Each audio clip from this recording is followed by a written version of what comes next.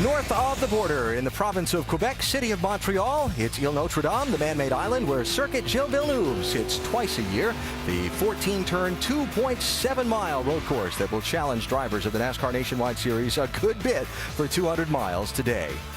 Unlike the last couple of years when weather has been a factor in this race, it will not be a factor today other than being a great day to be outdoors. 84 degrees, sunny, just beautiful conditions under which these fans get to watch NASCAR drivers go racing on this 2.7-mile track. Before we get the engines fired up, let's head trackside. Here's Vince.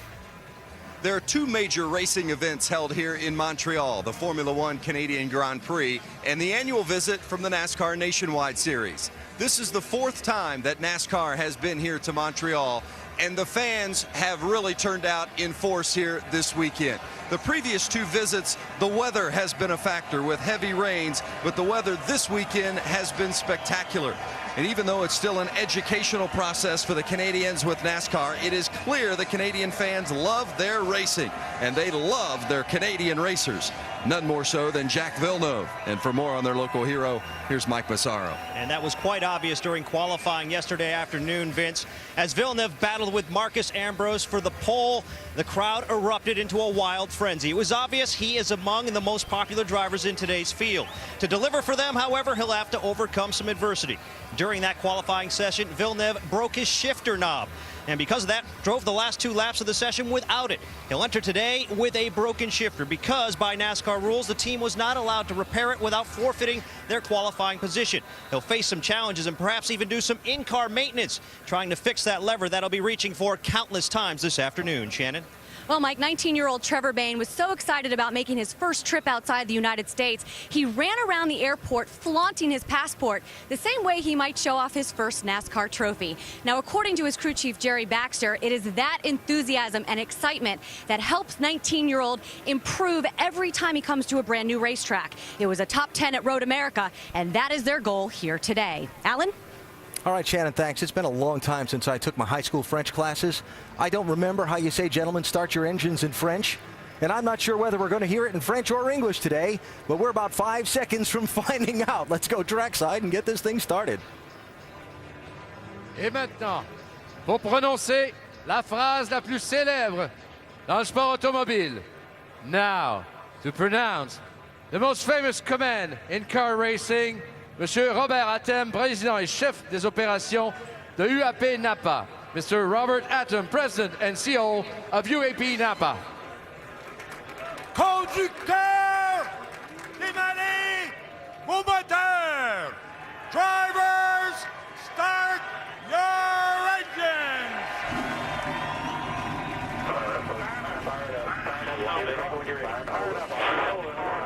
I want to see what 3840 on the attack, okay? And we're give him a good reference. That'll be out pit road field. You'll be able to 3840. All right, so the answer is in both languages and with enthusiasm, and we certainly like that. So time to go racing here at Circuit Gilles Villeneuve for the NASCAR Nationwide Series, 200 miles around this tremendously testing 2.7-mile, 14-turn track. Back upstairs with Rusty and Andy. I don't recommend running in a suit and tie in 90-degree weather, by the way. Rusty, let's talk about something that's concerned you as you look at the beginning of this race, which is the beginning. Oh, I'm very concerned about the beginning of this race, Alan, especially going down into turn one. 43 cars side by side going to that particular left-hander right there. It's going to be tough. All through practice, they've been single file, but when you bomb 43 of them down in there, they can wheel hop, they can bend fenders, they can spin out, and we've seen it before. That's my big concern right there. Going to be interesting to see turn one, lap one. By the way, Marcus Ambrose has chosen drivers right, the outside lane on this racetrack for that initial start. Andy, road course races, strategy, always big. What are we going to see today? Well, we really don't know yet what we're going to see, Alan, because, you know, these races have been affected by rain. Beautiful day out here. What that's going to mean is these cars are going to use a lot more throttle, a lot more brakes, and a lot more fuel. So it's going to be a two-stop race, but it's not a no-brainer. So some of these cars may have to save a little fuel. And then how much are they going to gamble on having cautions at the end? And it's always, we never know how they're going to do this, and it's going to be interesting to watch and follow these strategies. Green-white checkers thrown in on the end. Late twisted plot. They've been a theme here in Montreal over the last few years. We'll see how the strategy plays today. Now, we've talked a little bit about Canadian national pride today. All the people here pulling for Carpentier and Villeneuve and Ranger. Well, how about a little Canadian national pride going over the wall for Jacques Villeneuve Villeneuve today. This is Sean Pete, the Jackman for the 32 car. Now, Sean's from the opposite end of Canada, right? You're a Vancouver Canucks guy, not a Canadiens guy. You got it. That's correct. As far west in Canada as you can go. What would it mean to you to help a Canadian driver win at a track named for his father? It'd be huge. Jacques an iconic figure in Canada. I mean, so much so he was one of the 6 that presented the Olympic flag at the Vancouver Winter Olympics. So it's a big deal. You know, we'll give him 2 stops today and let him do the rest. And hopefully we're bringing the house down here in Montreal when it's all said and done. There you go. Sean, thanks for carrying the camera. Be safe today. Have a great race. Thanks, guys. Sean Pete, Jackman for the 32 car today. Getting ready to go over the wall and carry our over-the-wall reporter camera. Our in-race reporter and an onboard camera carrier is that man. Driving the Harvick's 33 very potent machine today, Max Pappas is our in-race reporter. We will talk with him as they roll off for the pace and parade laps next.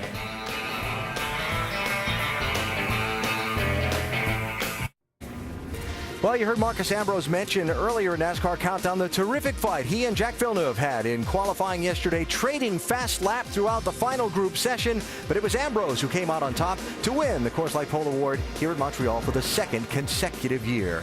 The field forming up out on the racetrack for the beginning of their parade and pace laps. You take a look at the starting lineup across the top of the screen with Ambrose and Villeneuve. Boy, what a front row for this race. We've got 7 terrific onboard views for you today. Some great drivers to ride with. This is Tony Raines, the Nationwide Insurance camera, trying to make sure which yellow suit I was seeing there for Tony Raines. Justin Allgaier, the Verizon Wireless onboard camera. Justin's had his struggles on road courses. We'll ride on board with him today. Steve Wallace has got the 5-hour energy car lined up and ready to go. We'll ride with Steve today here in Montreal, as well as with the defending race winner, Carl Edwards. Got that little T-top shifter in his car again. We'll watch Carl work the gears at Montreal. Our pole sitter, Marcus Ambrose, has our little Debbie onboard camera. We'll ride with Marcus today as he attempts to finally win this elusive race. And then we've got a couple of trick shots, if you will. The foot cam on board with Villeneuve in the 32 from the outside of the front row. That is going to be fun to watch. Our Dollar General camera. And with our in-race reporter, Max Pappas, will have the foot shot as well, our Ream onboard camera. And let's talk with our in-race reporter now, Rusty. Max Pappas, Rusty Wallace, ESPN. You got us?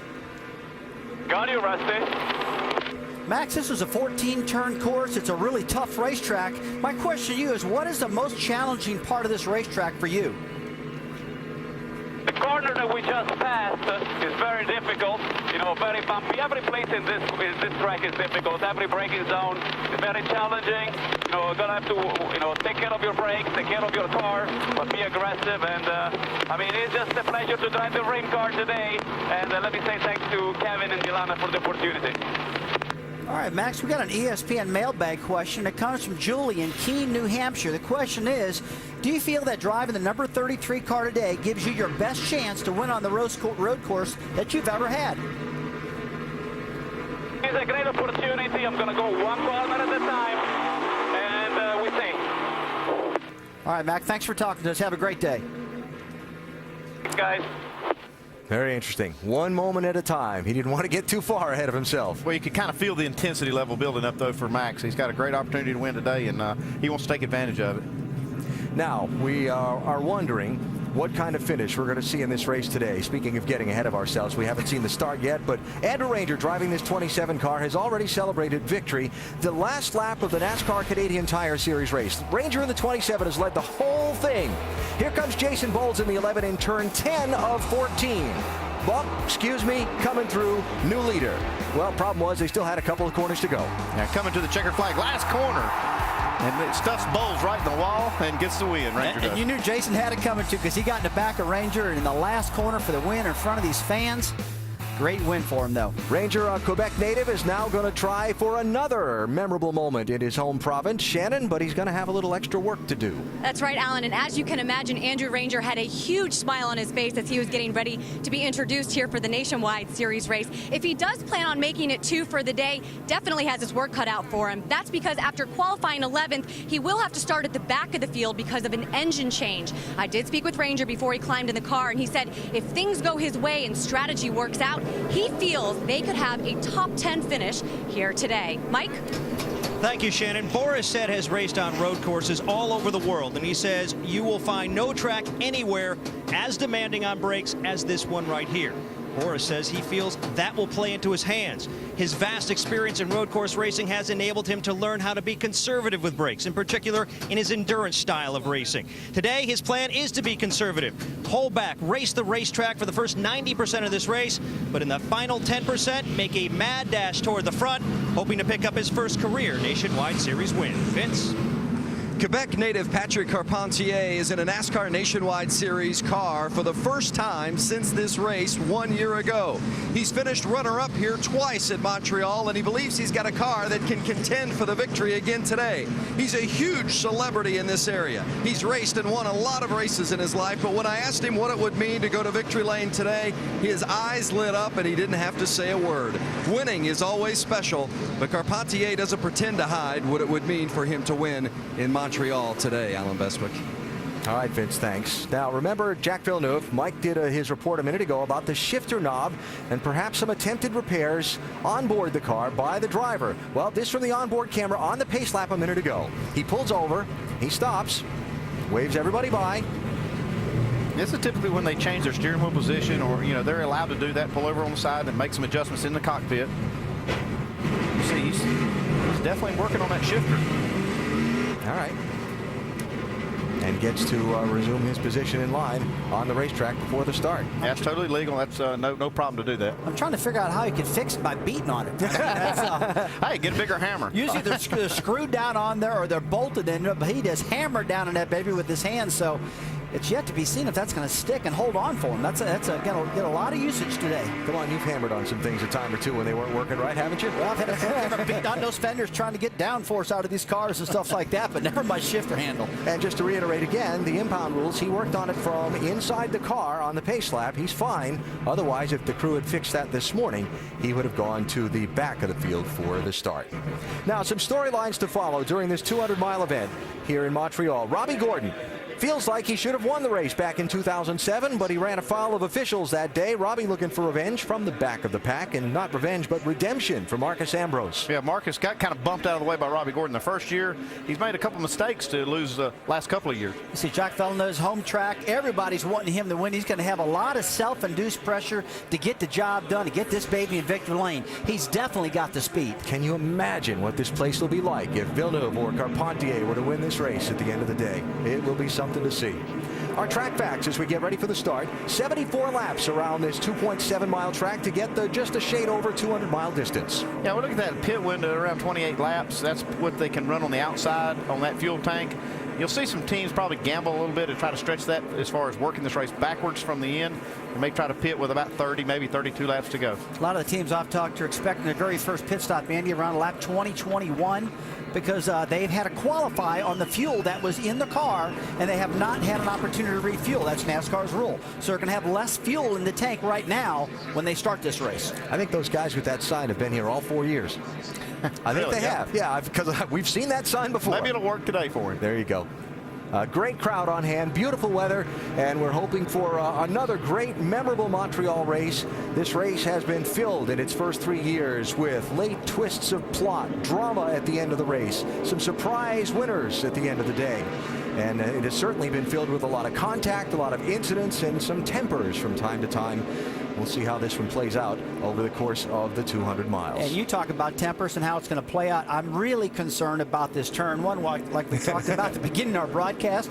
I mean, can you imagine, Alan, 43 cars, 180 miles an hour, bombing into this hairspin left turn you're looking at right there, folks. That's going to be a tough one. A lot of them last year actually landed on what I call the island right there in the center.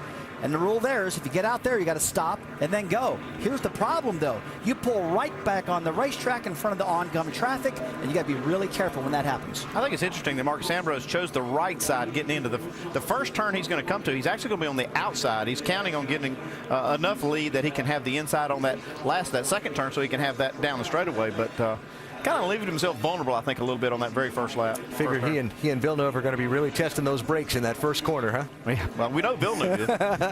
All right, the Olympic rowing basin where they held the rowing events in the 1976 Montreal Olympics. To the right, as you look at your picture, as the drivers come down this longest straightaway here at Circuit Gilles Villeneuve, they'll come to the final couple of corners onto the pit straight and the green flag for today's 74-lap event. Massive crowd, beautiful weather, great field of drivers, all the ingredients for a spectacular afternoon. Now all we need is one thing. Let's get going. Let's have a good race. We're ready. Here they come. Ambrose, 47. Villeneuve, 32. Ready for the start of the 4th NASCAR Nationwide Series race at Montreal.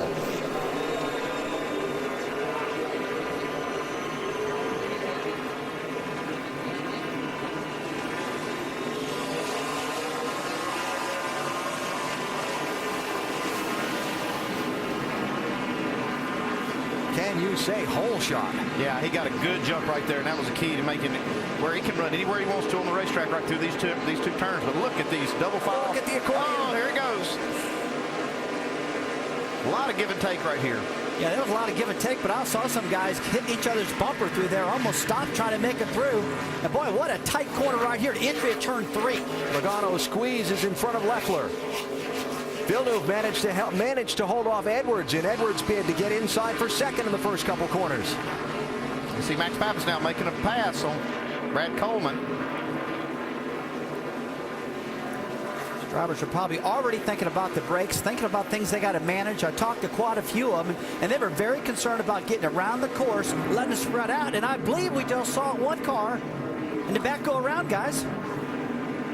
There it is. Justin Marks in the 43. It's like he's disabled there. He is over in turn number 7 of the 14 turns, and the question is, you see the official walking out to him as he pulled off in a safe spot. Where will we be able to continue? We'll keep an eye on that. 3rd place, Logano, Edwards, 20 and 60. Starting down the back straightaway here, this long straightaway, one of the longest in all of NASCAR. Drivers reach about 180 miles per hour as they enter turn 13. Now this is the part of the race that you want to really use the brakes to your advantage, because you can gain a few spots right here. You see Carl Edwards is going to dive out here and try to outbrake. Logano doesn't get it done there, but this is the time to actually use them before they get strung out too far. Then you can start saving the brakes. Now there are rules about that last curve you're seeing right there. If you miss it, if we see somebody, we'll tell you what it's about, but you can't just cut that corner short if you get it wrong going in there. You know, I watch them exit at turn 14, way up on that curb, cars in the air. They do that a lot. They could really tear up the brake scoops, fenders, stuff like that, Andy. That'd be one concern of mine. Those curbs are very violent and very destructive to the car, so drivers are really going to have to watch it over those curbs. All right, after the first lap shakeout, scoring coming by top of your screen. You see Logano got by Edwards to pick up the 3rd spot, while Villeneuve pursues Ambrose at the front of the pack. And Mark's car able to be pulled to a safe area, so we stay under green. And boy, that's a tough deal for Justin Marks. He's disabled over there, can't get the car going. First lap of the race, yeah. Big race. That's a sickening feeling. Down to turn 8. Now, this is the part where if I was Jock, I'd really be managing these brakes right now. Don't drive too hard. Get a good feel of this car. Well, it kind of looked like he gave up a little bit getting into those 2 turns right there, so he is maybe easing up on those brakes. So. Check downstairs, Mike. And Alan, as Rusty was alluding to, this is a good time, as is all the race, for Jacques Villeneuve to conserve those brakes. In each of the 2 road course races this year, he's encountered some brake problems, so much, in fact, that team needed to make some major adjustments coming into this race. I talked to crew chief Trent Owen earlier this weekend, and he said they changed the master cylinder, the pedal box, and there's trouble on the racetrack for his teammate, the 10 car, getting off. But the brakes were certainly an issue they addressed coming in. They feel like they've got a better package this time around, however.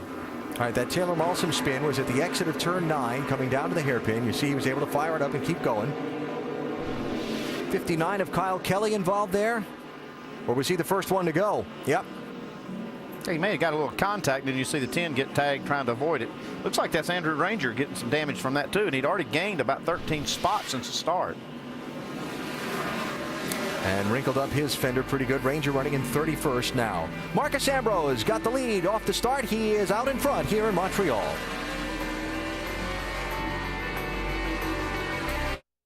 To the final corner, turn 14, and so they'll gather up the field behind the pace car and send the safety workers out to pick that up. Now, all kinds of things happening throughout the pack in this. Let's take a minute and show you some of it. Andrew Ranger off the course. We saw the 59 car go around, and it was because of contact with the 27. Watch coming off this corner. Well, actually, the 27 is trying to avoid some of this. I'm sorry, the 10 car. Yeah, and you see right there, Andrew Ranger gets his hood really killed, and he's back in the pit, Shannon. You see him in the garage right now. He does have his window net up, and the guys are working on this car. Broken radiator is what they said, so they're going to try to get that replaced and try to get him back out on the track. But I told you before we went green, he had high hopes for this weekend. This team has actually been very good on road course this season. They were really looking for a strong run here at Montreal today. Well, that's a tough break for the Quebec native. Now, just as we were about to see the full course caution, Brad Keselowski, 22, Brad Coleman, 18, racing for a spot. Uh-oh. Little contact here. This goes back to a race that we had at Elkhart Lake earlier in the year where they had some contact. I believe that might have been a little payback. Remember, the 18 was leading, 22 bumped him on a restart, 18 was no longer leading. And so this racing for 9th position on the 3rd lap of the race. It's like Brad Coleman's got a long memory. It's all the way back to Road America. On a restart here, you see Brad Coleman in the 18 leading the race. Down the hill toward turn number 1. It's Keselowski right behind him in the white car. When they got to the corner, coming through. And the drivers remember that. Coleman remembered that. He said, my next shot is when we get up to Montreal. And boy, he set him up and got into him, got himself sideways, but I think that he might have got a little damage on that left front fender by doing that. Yeah, all right. You can see some. Here's what the 22 had to say on his radio. You knew that was coming. Left, right side here, lined up here. All right, I'd say we're even now. Yeah, we're more than even. He lost his fender. Well, I guess the 18 probably got a little more damage out of that than Brad Keselowski did, but he did lose a few spots. Another look at it in the corner. And you saw the wrinkle on the left front fender of the 18 car. We'll see if that affects the handling of that machine as we go through much of the distance in Montreal.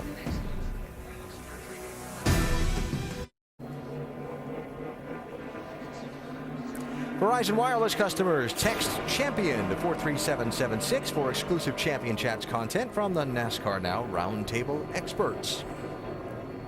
Justin Allgaier in the Verizon Wireless car, chugging around under caution in 20th place as we get ready to go back racing here at Circuit Gilles Villeneuve in Montreal.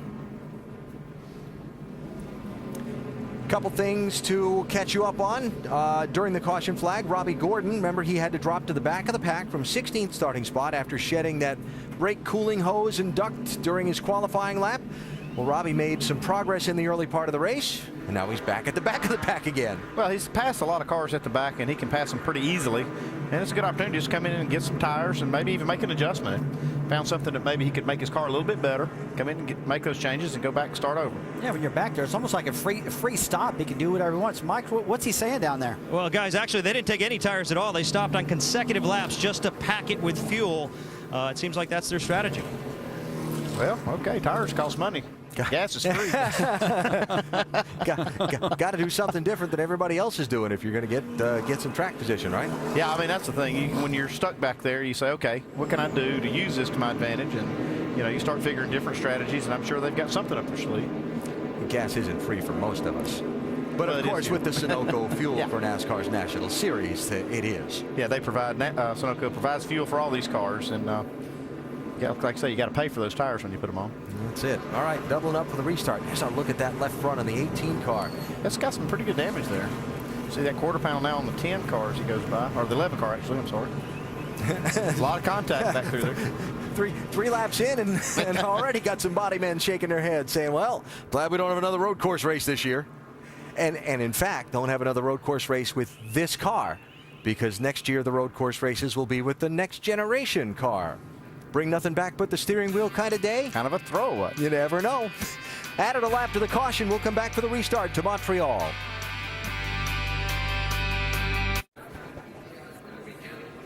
Make sure to go to Goodyear.com and check out Goodyear's Support Our Troops program. There you can send a thank you message from a NASCAR driver, enter for a chance to win a 2011 Ford Taurus, or win other great prizes. Learn more at Goodyear.com.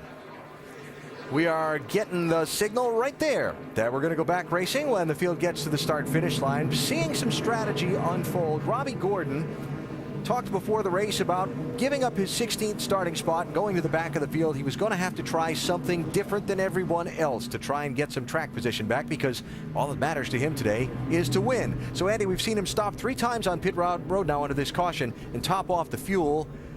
What's the end game? Well, what he's probably trying to do is he's gamble a lot that he can make it on just one more green flag stop. And that would mean he would have to go 35 and 34 laps now in these next 2 segments. That's outside of everybody's fuel range. But if you get enough cautions, you can do it. I mean, we've run quite a few laps under caution here. You get about twice the fuel mileage under caution that you do under green. So if we get enough caution laps, he might win that gamble. I can't see anything wrong at all with having more gas in your car than anybody.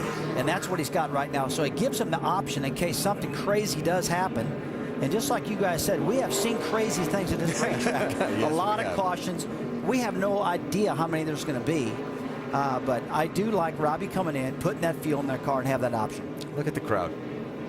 What a great event this has become. Villeneuve got jumped pretty good on that first initial start. I wonder if he's going to make an adjustment here. Well, have a look at what we saw from on board as he came to the start. Remember, we got the foot cam on board the 32 car with Jack. And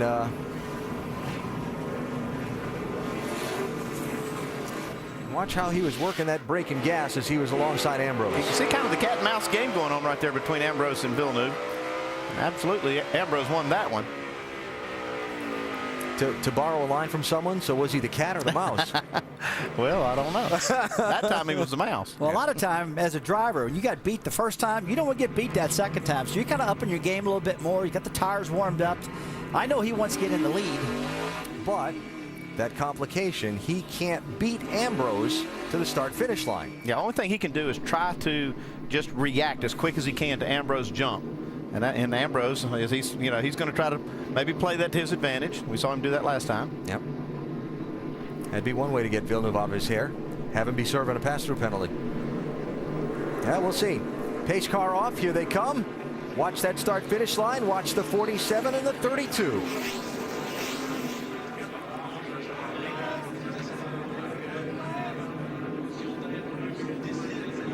Restart zone starts right there. Wow.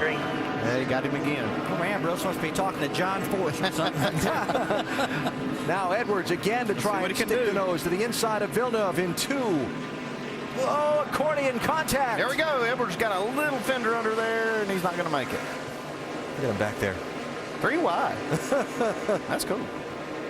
Now, did Carl get any fender damage?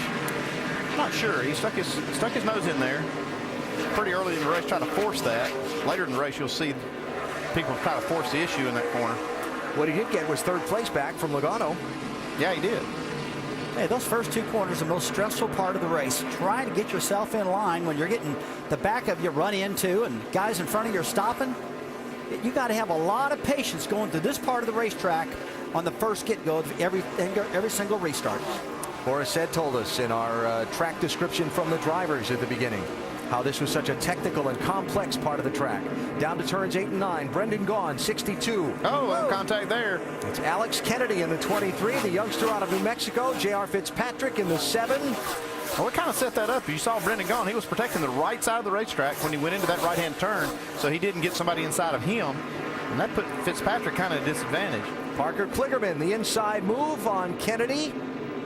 That's going to be for 17th place.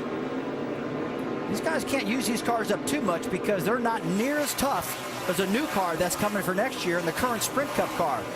Pretty weak in the front end. They bend these fenders up, and these things don't handle real good after that happens. Kligerman in that bright red Dodge now looking to hold that spot through the right, left final corners. Look out, that wall comes up quick. I'll tell you, Kennedy gave him a lot of room right there. That was some good racing. Shannon? Parker Kligerman had a long weekend. He actually broke a sway bar in final practice and didn't get many laps before he had to go out for qualifying. He was a little bit nervous before he went out because he had to qualify on time. Great kid inside that car, part of the Penske development driving, and he is looking forward to this race today. It is his first road course in the Nationwide Series. He did run an ARCA race on the road course and won it, so there's guys down there on his team are very optimistic about today. Big pressure for 2nd place here. Ambrose is gapped a little bit. Oh, man, we got some, right back in the same group. Kennedy. This looks like Brian Scott, Alex Kennedy there, tore all up. Brian Scott's got some real damage. That is in turns 3 and 4. He's destroyed the back of that car. Oh, yeah. Driver's side, rear. Yeah, he's done. That's a big, big hit out of Brian. I'm all right. We No got caution yet. really, They're still really racing on hard another there. part of the track, so there's not a factor just yet. Yeah, there's going to be one in a second, though, and here it comes. Yellow flag out, and another look at what happened here. Oh, looks like Alex at Kennedy that. just lost it, man, and just slams into Brian Scott. Bad luck for Brian.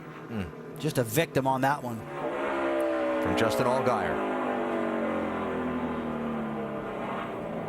Oh, and he almost got by. Man, that's too bad. Wow, we just about got wrecked. Ooh. And boy, that's getting blindsided just like that. Brian's got to be saying, what in the world just happened? I didn't see that coming at all. All right, so yellow flag number 2 in that 11 car as he tries to drive it back around. Is going to be shedding parts and pieces of metal. And I can't believe how bad that car got tore up. It was a hard hit, but I didn't think it was that hard to tear the whole back of the car clear off. those guardrails don't give. No, they don't. You're right. And these cars are, like I said, not near as strong as these new ones they got coming. Boy, look at that thing. He might be best to just park that thing and let him bring it in on a wrecker for whatever's left of it. Second caution out, 7 laps complete in Montreal. Well, baseball's got its Yankees, but hockey's got its Montreal Canadiens, 24 times Stanley Cup champions. The museum down by Bell Center commemorating some of the history of hockey's greatest franchise. Look at those rings. Hey, look at that scoreboard. A Boston fan like me is just jealous. I'll say it out loud right now. Canadian fans everywhere around Circuit Gilles Villeneuve as we watch action reminiscent of a Bruins-Canadiens game over at the Old Forum. A lot of body checking going on out here. This is Brad Coleman and Brad Keselowski. Don't you think those guys have a rivalry like Bruins-Canadiens going on? That was almost offsides right there. And then the reason for the second caution of the race. Oh, Alex Kennedy losing control. And now that's a body check. Brian Scott, yeah. That might be called for boarding if it was a hockey game. Coming back around and dropping bits and pieces is Brian Scott, just trying to drive it back in. Maybe he subscribes to the Ken Schrader theory that if you drive it in, it doesn't go on your resume as a wreck. I always counted him when he drove my car in like that. That wouldn't work with me now. Yeah, I know it. I'd count that against you. He turned one of mine over one time on a road course. Really? Schrader did, yeah. Well, I'm not sure how to answer that, except, things happen. Hey, don't forget, Tuesday night, NASCAR Now is on late night, 1 a.m. Eastern Time, with all the latest going-ons in racing as we get ready to go to Atlanta. The NASCAR Nationwide Series on Saturday night, 6:30 Eastern, ESPN2. The NHRA Mac Tools U.S. Nationals. It's Labor Day weekend. It's the U.S. Nationals in Indy for the NHRA. Qualifying Sunday, 10 a.m. Eastern and 5 Eastern, ESPN2. The finals on Labor Day at 1 Eastern on ESPN2. And don't forget the NASCAR Sprint Cup Series back in action next weekend. Sunday, 7:30 Eastern, ESPN. From Hotlanta, we begin with NASCAR Countdown at 7 Eastern. Just a couple guys at the back of the pack have pitted under this caution. While they continue the cleanup, we'll whip through another break and come back for the restart in Montreal.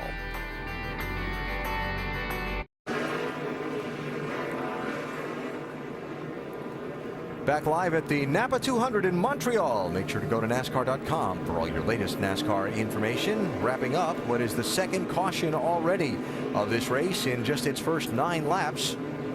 Couple of crashes as we get ready to go back racing, have shuffled things around. Marcus Ambrose has led all the laps so far. Brad Keselowski, the championship leader, runs 12th. Biggest mover in the field, Tommy Dreese, the Trans Am star, who's up 14 spots. And highest running rookie is Colin Brown, who runs in 15th position. Well, just about the time I keep talking about the restarts and going into turn 1, what is this going to be, the 3rd or 4th time now they've got to go through there? Yeah, a 3rd one. And Marcus Ambrose got to try and get that jump on Jack Villeneuve again. It's been an accordion every single time they go through the turn 1 and 2. Real slow portion of the racetrack. In fact, Marcus Ambrose told us at the beginning of the race that he thinks one of the key spots to make up some time is that very slow corner on the exit of turn 2. He likes to be really tight to the inside of that corner. Yeah, the first part of this field can get through that turn pretty well if they give and take some, but then it starts to stack up. Like I said, that accordion effect really starts backing everybody's braking point up, and it kind of catches those guys in the back by surprise when you see them get into each other. So far, no real heavy fender damage in the accordion. We'll see if they get lucky a third time. Watch for the restart zone markers on this side of the left side of the screen. As you look at it, there'll be orange cones stuck in the fence. There's the restart zone. There he goes.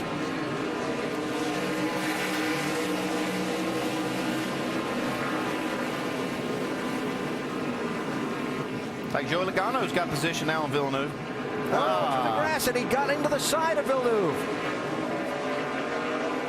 Edwards trying to make something happen.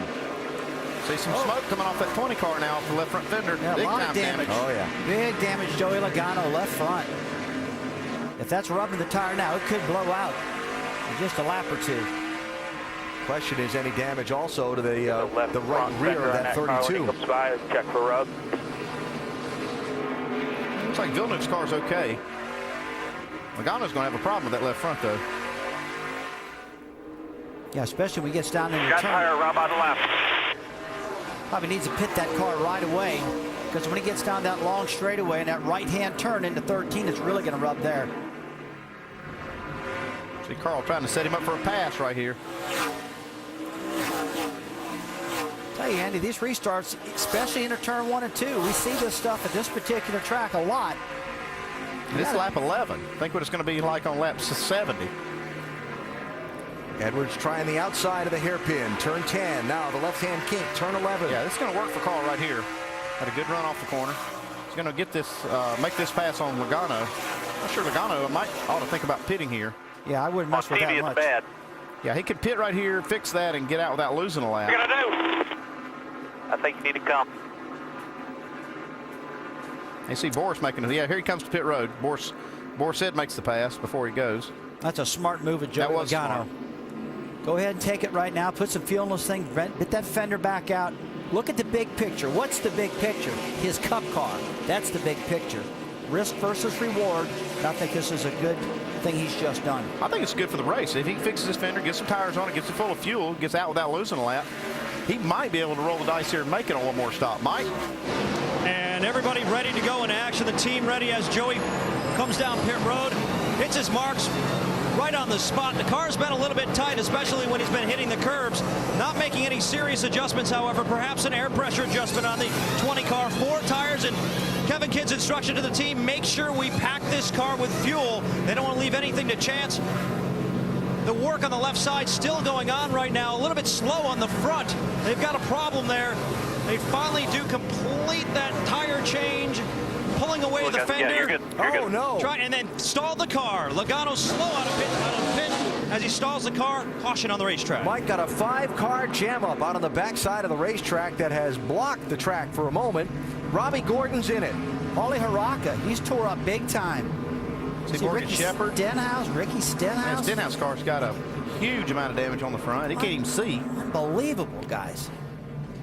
I'll tell you, that's a big break for Logano. He makes that pit stop, gets the tires, gets the repairs, and back out on the track now. With this caution coming out, he can catch back up. He could probably come back down now again and really reshape that left front fender more yet. Yeah, he might want to stay out there. If they've got it fixed, he might want to stay out here because some of the cars might make pit stops at lap 11 and 12. Probably going to be a few laps getting this cleaned up. This whole race strategy thing's getting ready to change right now with all these cautions about when these guys come down to pit for fuel and tires and get them in their window to make it to the end of this race. All right, Tony Raines all torn up.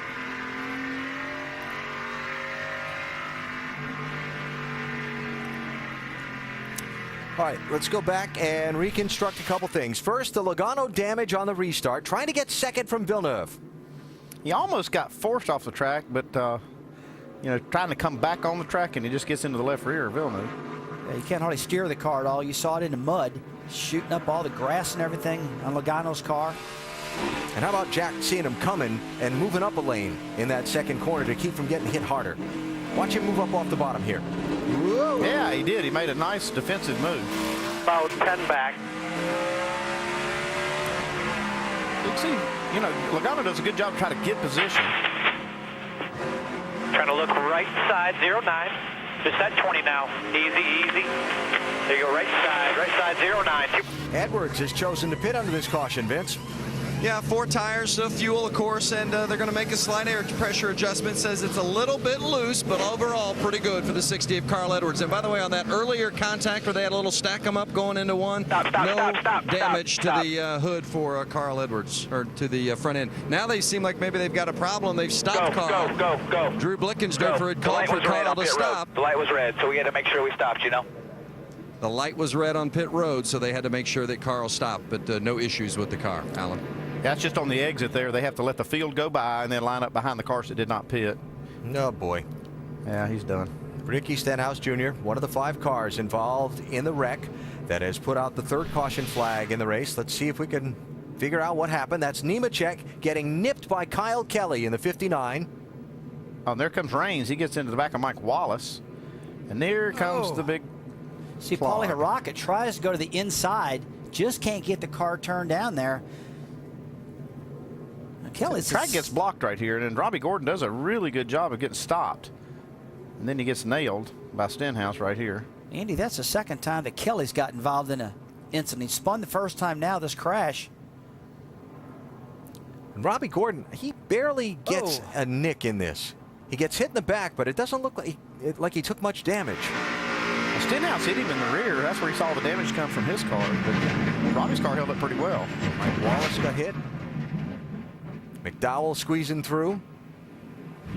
It's a very narrow track, and it's just hard to get around some of that stuff. Well, there is the damage on Robbie Gordon's car.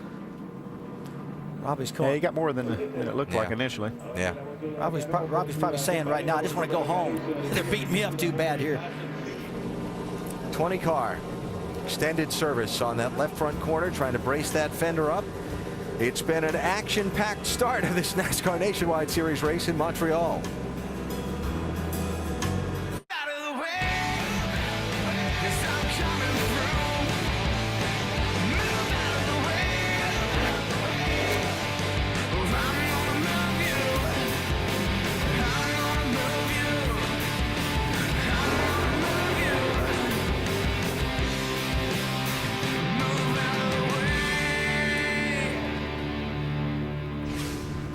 Rugged would be the word I would use to describe the beginning of today's NASCAR Nationwide Series race at Circuit Gilles Villeneuve in Montreal. We've run 13 laps. 7 of them have been behind the pace car.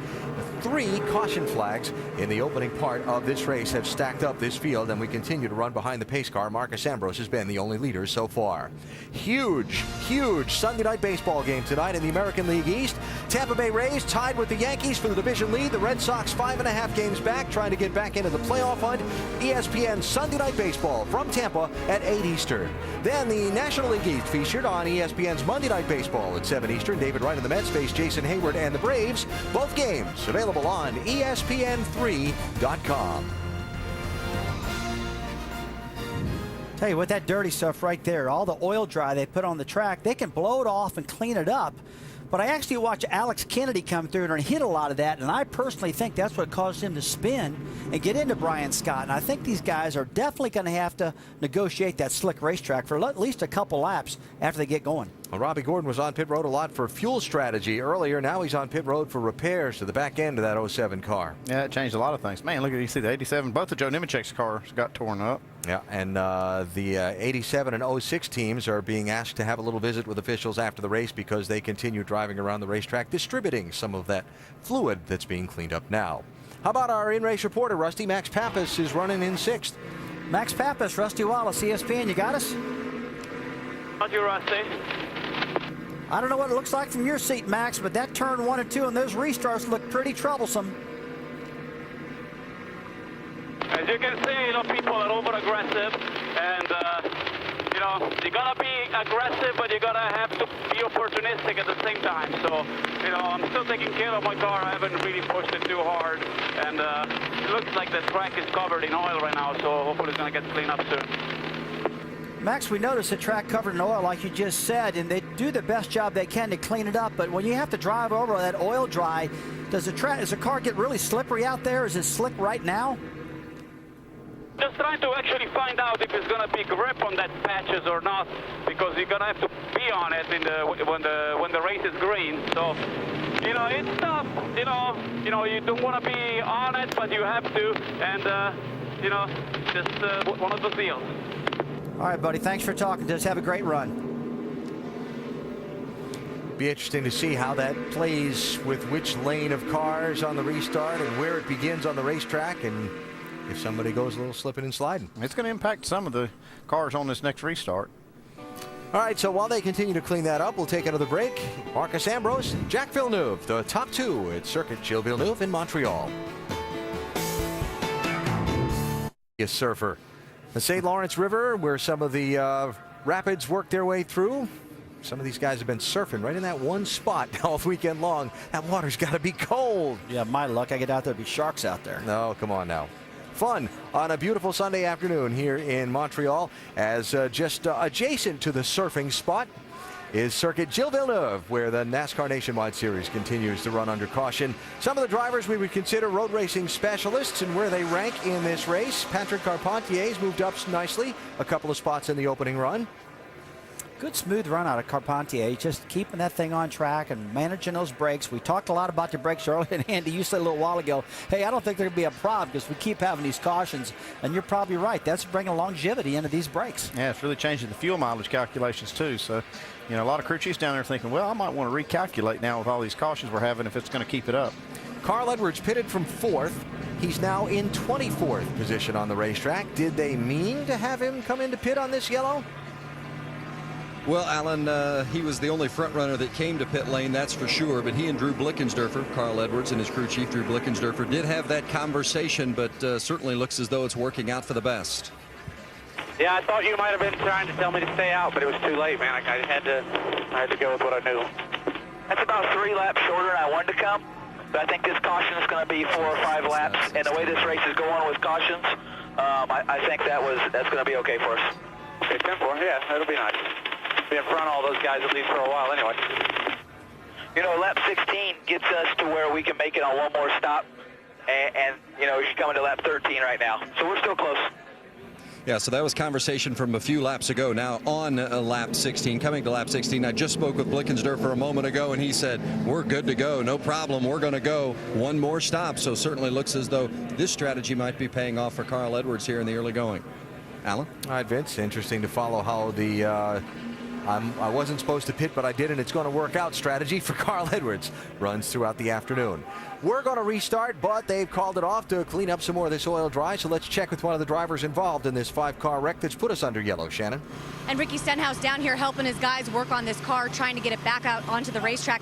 Really no place to go. What goes through your mind when you see something like that happen right in front of you? That was kind of tough. We were coming around the blind corner there, and as soon as I got around, spotter said, you know, they're stacking up, and I got in the brakes and locked them up and just slid right into, I think, Robbie Gordon. So, you know, sorry to his guys, but it's unfortunate for our City Financial team. We're just kind of riding around there trying to bide our time and, you know, just try to get to the end and worry about racing at the end. But got caught up in that, but these guys are going to work hard, get this thing back out there and make some laps. This team really has improved over the past couple months. How important is it for you to get back out there today? Oh, it's important for us to get back out in any race, but over the last month and a half, we've been running a lot better, been running a lot faster. You know, this road course is not really my style of racing, but we were learning, and we got faster all week, and just glad to be able to do it, and hopefully we can get back out there. Gonna let Ricky get back to his guys working on this car, trying to get it back out onto the racetrack, guys. All right, Shannon, thanks. A little more strategy here. Here's Patrick Carpentier giving up 7th spot to come down the pit lane for some service under this extended yellow. As Booty Barker, his crew chief, saying we're going to pack it full, Vince. Well, with Patrick Carpentier, they believe that at this point they are within that window from a fuel perspective. Originally, they would have liked to have stayed out a little bit later, but conversations with the crew chief, they've decided now's the time. Let's go ahead and do it. Carpentier has finished twice second place in this race. Told me before the race today they felt like they had one that could contend again. So we'll keep an eye on the 00 of Patrick Carpentier.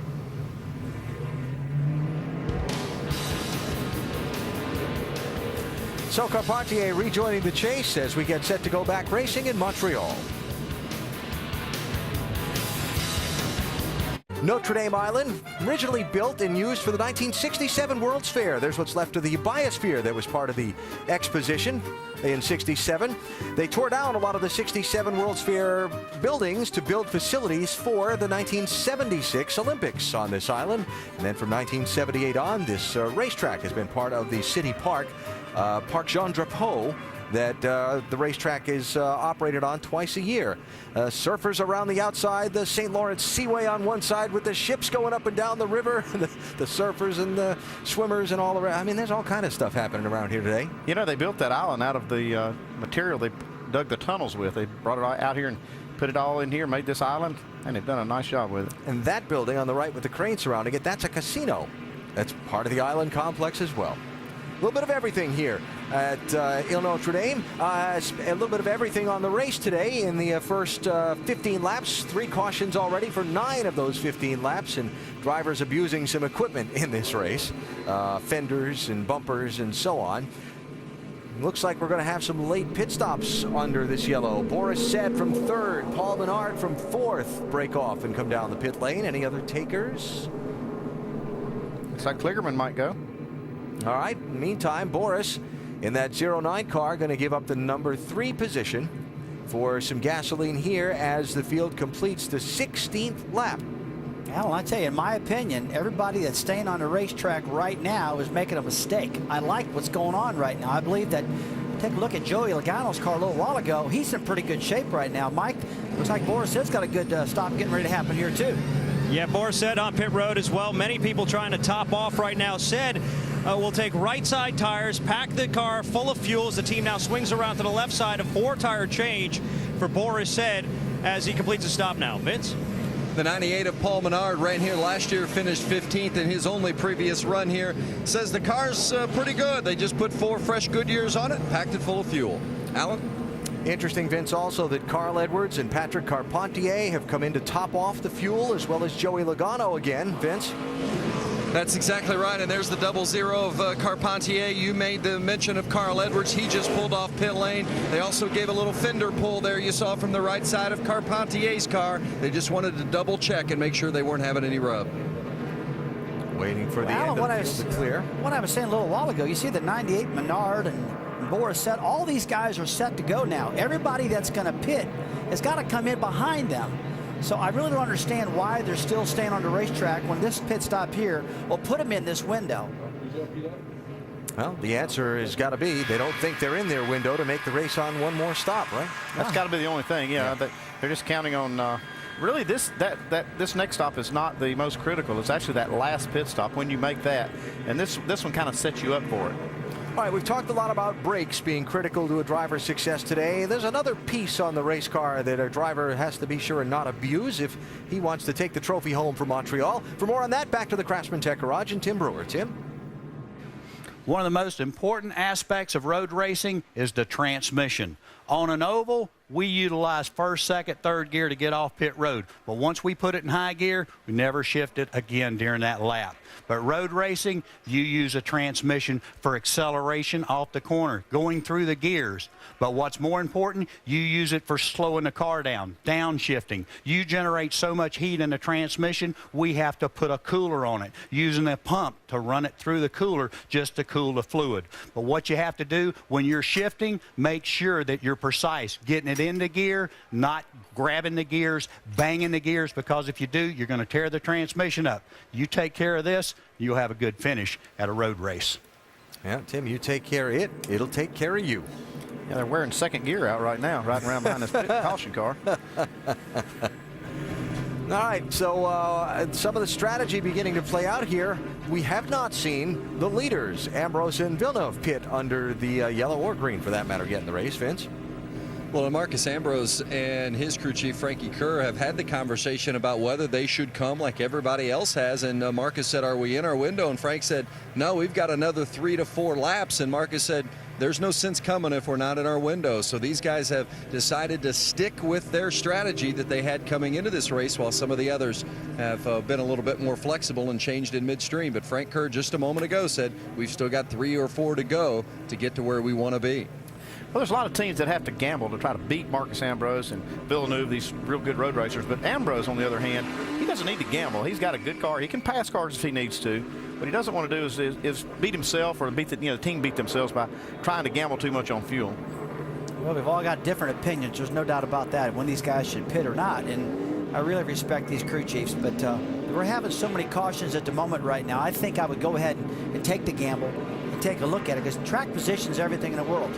But I will say, a lot of the cautions we've had during this race have been in the back of the pack. So being in the back of the pack, trying to muscle your way back up to the front is a bad thing also. And we'll see. Remember that accordion down in turn 1 we've seen on the first couple of restarts here. Let me just mention now that of the people who've pitted, first of all, the top 14 in the race have not stopped.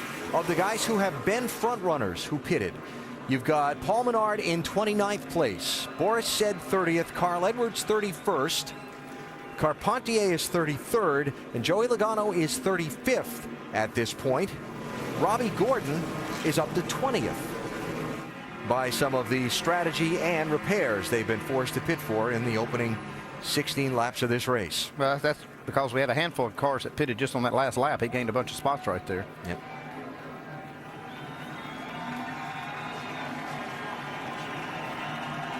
Well, you're going to see how it all plays out here as Jason Ratcliffe and Drew Blickensderfer and all the other crew chiefs try to figure the constantly moving target.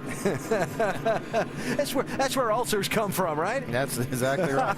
I see Parker Kligerman lined up there. He's actually lined up in 10th spot. He did not pit that last time, even though it looked like he was going to. He took the track position instead. Yeah, it looked like he was coming right down pit road. Must have darted back on at the last minute, and our cameras didn't catch him. Or I didn't catch him. Fourth chance for Jack Villeneuve to try and get or stay with Marcus Ambrose on the restart. The cones right of your screen. That's the restart zone. Those two orange lines on the wall. Yeah, Villeneuve did a better job that time. Looks like he's even got just a little bit of position on Ambrose. Listen to the fans. Right here is where you get in trouble. He just ran him out of room right there. Villeneuve just tried to run Ambrose in the grass. Didn't work out. Well, you can see they really, I think they really squished up the fenders in front of Marcus Ambrose left side. Take a look at this, guys. A lot of damage by that big muscle move he made on the Exeter turn 2. Well, Villeneuve tried to squeeze him down off the racetrack. Marcus Ambrose said, no, I'm not having any of that. Yeah, I don't know if that paid off good for him or not. He come out on the losing side. He's got the lead. Well, he kind of got forced into it. Right front damage on Marcus's car. Left side damage is on his car. Look, you talking about how that speedy dry. You can see how loose that 32 was right there. Now, is that fender on the left front of that 47 going to be enough of a problem on that tire? I don't see it smoking like we saw. See, boy, Ambrose working that wheel. Yeah. That track is really slick right now. A lot of these guys actually need to run off of line, much like you do in the rain, to stay out of that oil dry to get the grip you need right now. So through the strategy, through the restarts, all the rest, Pappas up to 3rd, Leffler 4th, Coleman 5th, Fellows 6th, Steve Wallace to 7th, Keselowski is 8th.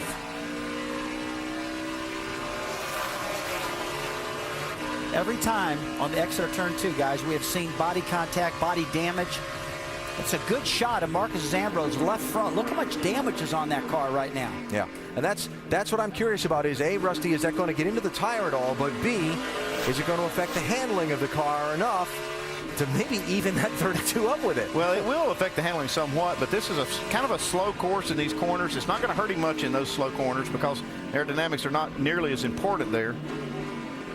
You've got an incredible driver there, Marcus Ambrose, also to kind of make up a little bit of the loss of the aerodynamics. His driving technique is just so good. He can make up some ground, but still, you don't want that damage that early. Looked like Villeneuve was just trying to force something there on that restart. You know, he kind of had position, a little bit of position, tried to take advantage of it, and Ambrose says, no way. Ambrose wasn't hearing it, was he? Yeah. Let's go on board the 32. This is his restart now.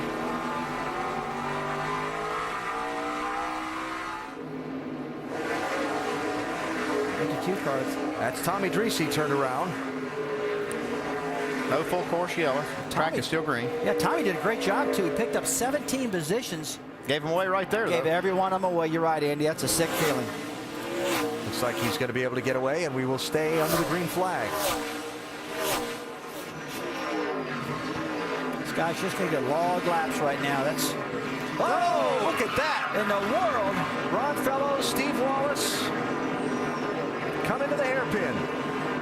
You can see the teammates of Kligerman and Keselowski racing, and there goes Fellows back out on the track behind them. That was for 6th position. That happened way before the entry of the hairpin. They start that braking zone pretty far back, though, because that's a really slow corner. Well, I'll tell you what I saw. Watch Fellows initially start down driver's left and then cross back over. Yep. See, I think he thought Steve was going to protect the inside of the track coming to that corner. And then when Steve moved outside to take the normal line, Fellows tried to cross over behind him and didn't have enough room. Just misjudged it. Yep. Oh, man. Well, Steve was lucky not to destroy his car right there. Well, he did a good job holding on to that thing right now. You can see that guardrail.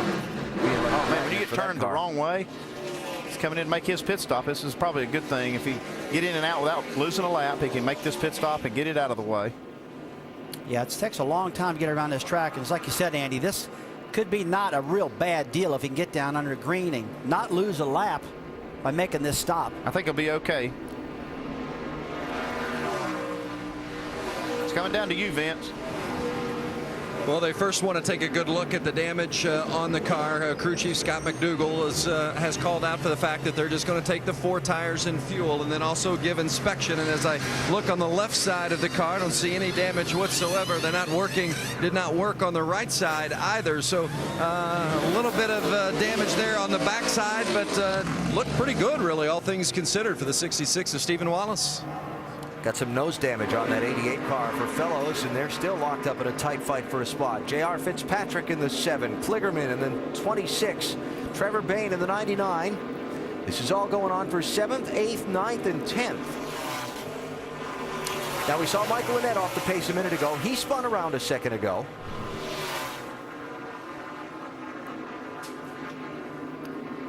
That just got behind on the steering. Is turn 6 and 7, and it, oh, he made contact. That's some damage there.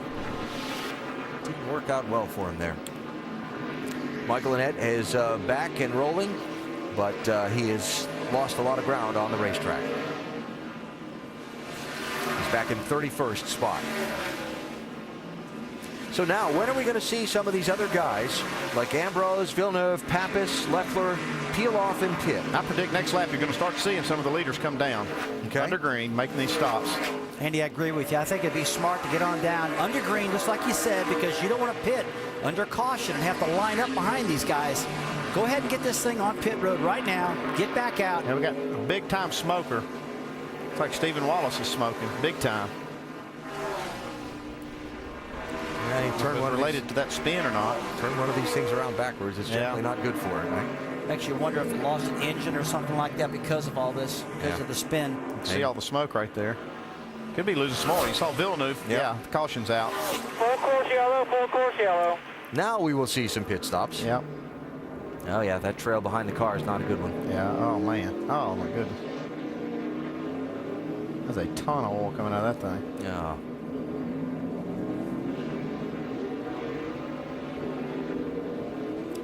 Well, they could have made, they could have made a pit stop last lap, but anybody that would have done that would have gotten a good break right here. But now, since the caution has come out right here in the window, you'll probably see all the leaders come under caution. Well, that's tough luck there for Steve Wallace, who is closed. Stay out if the pits are closed. They should be closed. Obviously not happy with Ron Fellows coming past him. I think Stephen was waving at Ron Fellows when he went by. Pit this time. Pit this time. 4 tires, guys. All right, that is the 32's radio. The pace car has picked up the field. And here they come. Here they come. You're going to see how some of the strategy works out. You saw Carl Edwards and a lot of those cars pit earlier. They're going to stay out here, take the track position. Probably take the lead. That was a good call, staying out. Like, see, Brendan gone. He made a stop. He's out also. He'll be staying on the track. And no matter how fast pit stop you make under caution, you have to line up behind the cars that stay on the track. Coming to you, Shannon. Yeah, Brad Coleman pulls his car in, guys. They're going to take 4 tires. Doesn't look like any adjustments, but they are going to remove a little bit of tape from the front of that nose because of the grill, because it is getting a little hot with the water temperature. Mike. Jacques Villeneuve in as well. No adjustments here, just 4 tires and fuel. Villeneuve very happy with his race car, Vince. Well, the 47 of Marcus Ambrose is in. There is a little bit of damage on that left front fender from the contract from Villeneuve, but 4 tires and fuel, just a little bit of tug on that left front. Our Nationwide Insurance race off pit road. It'll be Ambrose holding off the 32 team. Keselowski gains a couple. To be the first off of pit lane, question becomes, where is he going to line up for the restart? Yeah, that's going to be the question. How many cars stayed out here? We'll set it here when they all get strung back out. But after they go on the track. Well, Sean Pete, the Jackman for the 32 Canadian native, is our over-the-wall reporter. He was just in action. Come on, boys, nice and easy.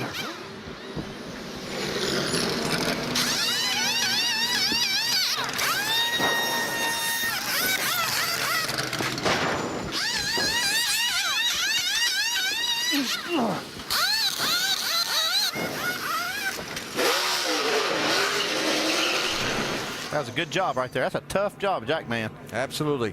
And a hot day, but a great job for Sean Pete as he tries to help his fellow native of Canada, Jacques Villeneuve, score a win in Montreal. Villeneuve's going to be back around 19th in line for the restart. Beautiful summer afternoon. Reminding you before we go back green that Tuesday night NASCAR Now is back late night, 1 a.m. Eastern time, getting you ready for all the action of the week in NASCAR, including Friday night's Nationwide Series race on the Friday night. I've been used to this Friday-Saturday thing here. Saturday night's Nationwide Series race in Atlanta. I'll be there a day early if I show up then. 6:30 Eastern on ESPN2. It's Labor Day weekend, so the NHRA Series is going to run the traditional U.S. Nationals, the Mac Tools U.S. Nationals at Indianapolis Raceway Park. Qualifying next Sunday, 10 a.m. and 5 Eastern. Finals on Monday, Labor Day, September 9th, 1 Eastern on ESPN2. The NASCAR Sprint Cup Series also in action next weekend in Atlanta. That is a Sunday night race. Our coverage presented by Pennzoil at 7:30 Eastern time. We start with NASCAR Countdown at 7 Eastern. I will be there and on the correct plenty days. of time. Yeah. Next weekend in Atlanta. As far as Atlanta, under the lights, are going to be fast down there. A lot of grip at that place. Going to be a lot of fun. 200 miles an hour, getting it. Now, what we have are basically 3 separate strategy schedules going on here at Montreal. Robbie Gordon is the new leader of the race. He did not pit under this yellow flag. Robbie has pitted 7 times in the race already. First for strategy, then for some crash repairs. A little farther back, you will find Paul Menard and Carl Edwards. They're running in 7th and 8th. Remember, they pitted on the last caution flag back at lap number 12 and took fuel. Farther back, you'll find the guys that have led the whole race so far and just stopped under this yellow. Marcus Ambrose in the 47, Jacques Villeneuve in the 32. They are 14th and 15th for the restart. Strategy playing out. On those restarts, if you want, after 16 green, if you can see them clear, jump in there. Don't be afraid to jump in there. Okay? Why don't you let me get turn 1 then, Al? It's probably from where you are, you can't see it. The 32 was inside pretty good. That's fine. If you want to take it, that's okay by me. I'll get you into 1, then it'll be all you. Well, there you go. And one of the things that Marcus Ambrose and his crew chief Frank Kerr were discussing, not just the lane to choose on these restarts, but also the fact that if they could get a longer green flag run, they feel like they're definitely fast enough to stretch things out a bit, but they just haven't been able to get enough green flag activity. So right now, that's been the biggest issue for Frank Kerr and Marcus Ambrose, but they definitely like the car that they have underneath Marcus here today. All right, Vince, thanks. So we'll see what happens now with these guys back in traffic. Here's that last restart where the 47 car got the damage on the left front with the 32 of Villeneuve as they went down into turns 1 and 2. Yeah, it's almost like Ambrose was crowding Villeneuve just a little bit right there on the straightaway. And the roles are reversed once they get into the corner. It's like Villeneuve kind of forces Ambrose off the track, and Ambrose says, no way, buddy. You can see Villeneuve just now, he wanted that shot that time. He's tried it so many times. And I really thought that maybe Marcus would have backed out of the throttle a little bit, let him have that lane. Well, you're getting ready to see the reality of their strategy. You know, they felt like they didn't have enough fuel mileage to go pitted earlier. You're going to see these cars that did roll the dice and start up front. It's going to be touchy with these cars starting as far back as they are. I got a feeling they're going to look like bulldozers coming to the field. You can't bulldoze too hard because it's got those guardrails on both sides of the track here, Rusty. Well, I thought so too, but He's wore the sidewalls out on those too. Yeah, look at it, all barred up. Mike, those tires look like they've been through a lot of work. Yeah, if the audience out there wants to know exactly how close those two cars got, well, there's a little bit of paint transfer on these Goodyear Eagles. There's a lot of paint transfer in those Eagles, guys. See the guys checking the tread depth, how much rubber is left on those tires? Not a lot of rubber left on the sidewalls of those tires, though. Cleanup continues. We'll take a break, come back for the restart. Robbie Gordon is the new leader at Circuit Gilles Villeneuve in Montreal.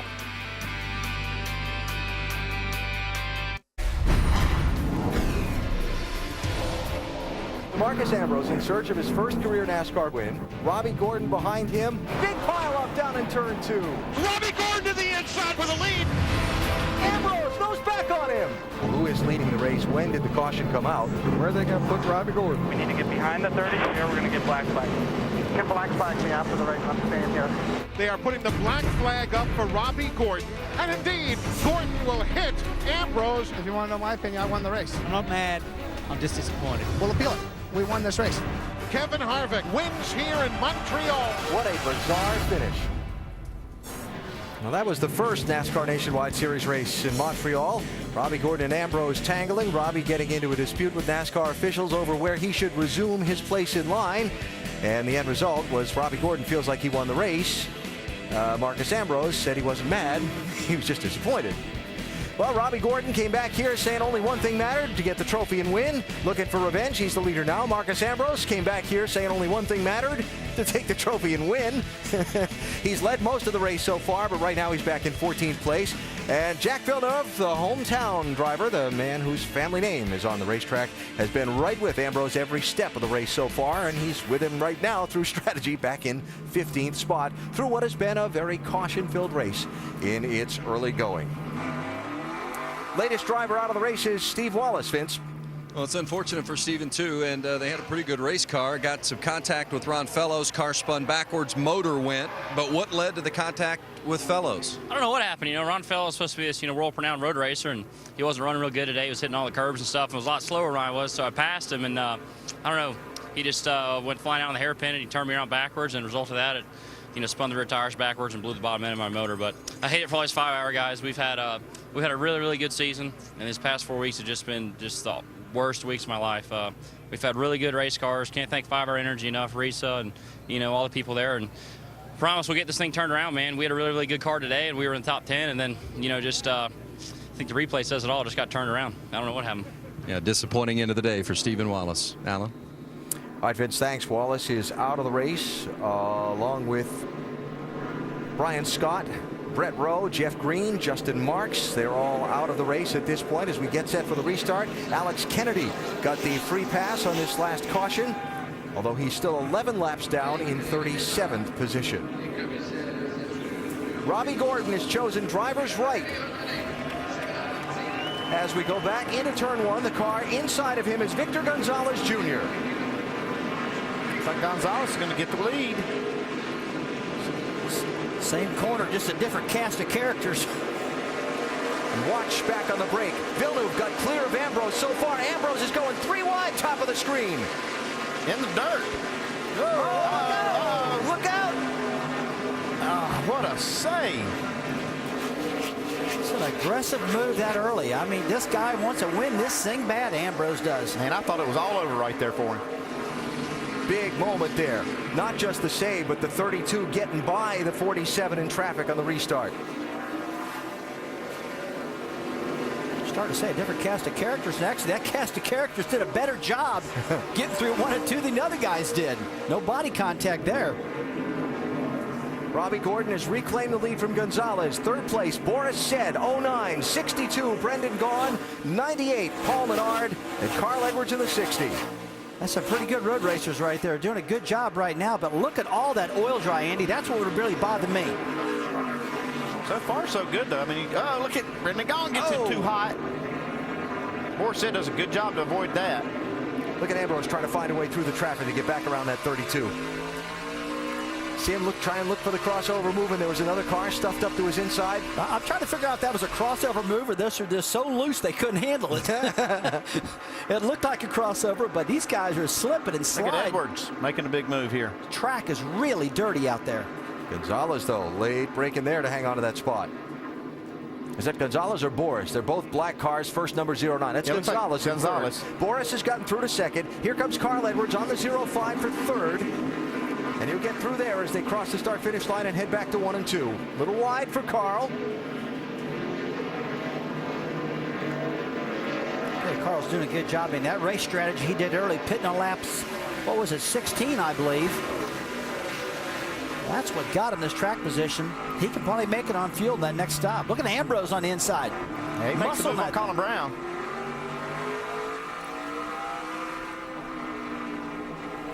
Yeah, you don't think Ambrose is going to be a little aggressive here, huh? Trying to get up through the traffic. Villeneuve's doing it too. Oh, contact there. Carpentier and 00 and Gonzalez in the 05 right in front of the two dominant drivers. Ambrose looking for a way through in the traffic jam. Boy, he knows he's got to get around that third. He's got position on him right here. What's going to happen? Oh, locking up those brakes, and he got through. Whew, what a move. You see all the smoke coming off the right front of Marcus's tire. It's like you said, and he all locked up, sliding down in there.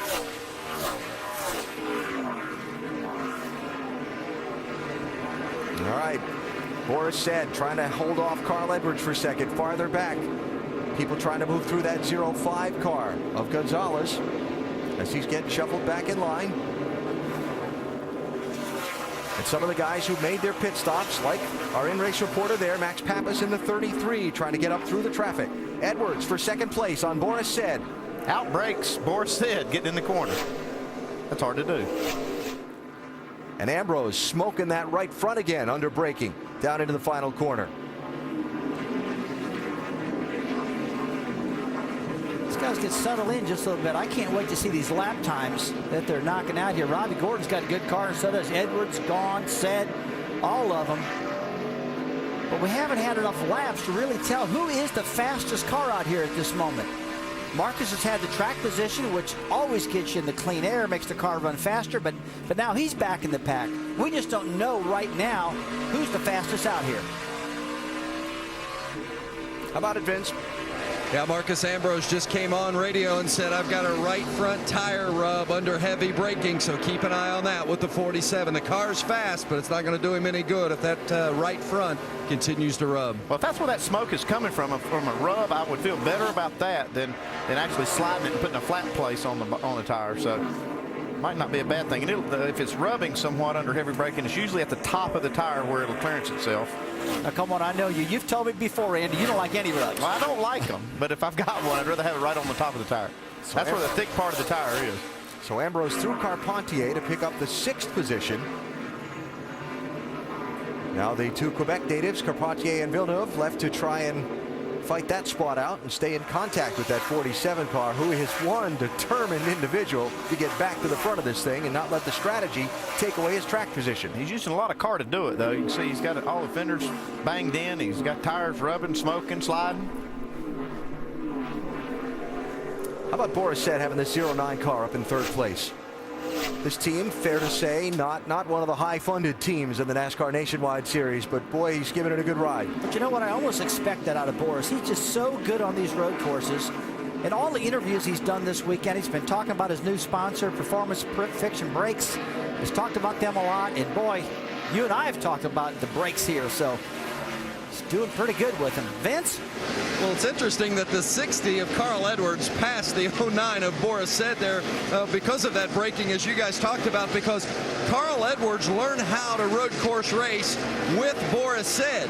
Edwards sat in the passenger seat of a 2-seater, and Boris Said taught him how to work the feet, where to brake, where to turn, and then Carl would get in the driver's seat and Boris would get in the passenger seat, and they'd go through it again and again, and Boris would correct him when he made a mistake, tell him when he did a good thing. He said, if it weren't for Boris Said, there's no way I'd be anywhere near the kind of road racer I am. So it's interesting to see those two, and eventually Edwards get the better of Boris on that sequence. Mike Mazzaro?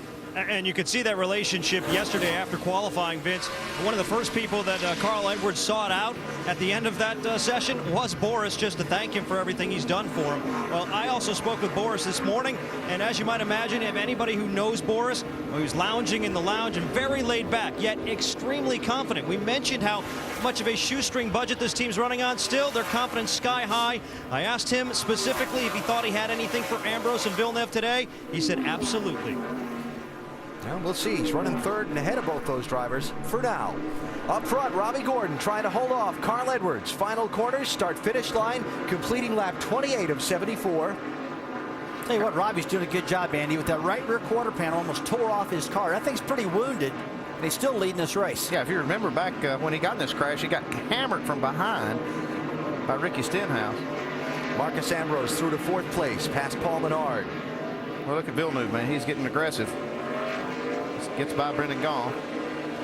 Yep, Carpentier fading back behind Villeneuve and Brendan Gaughan. Carpentier back to 8th position.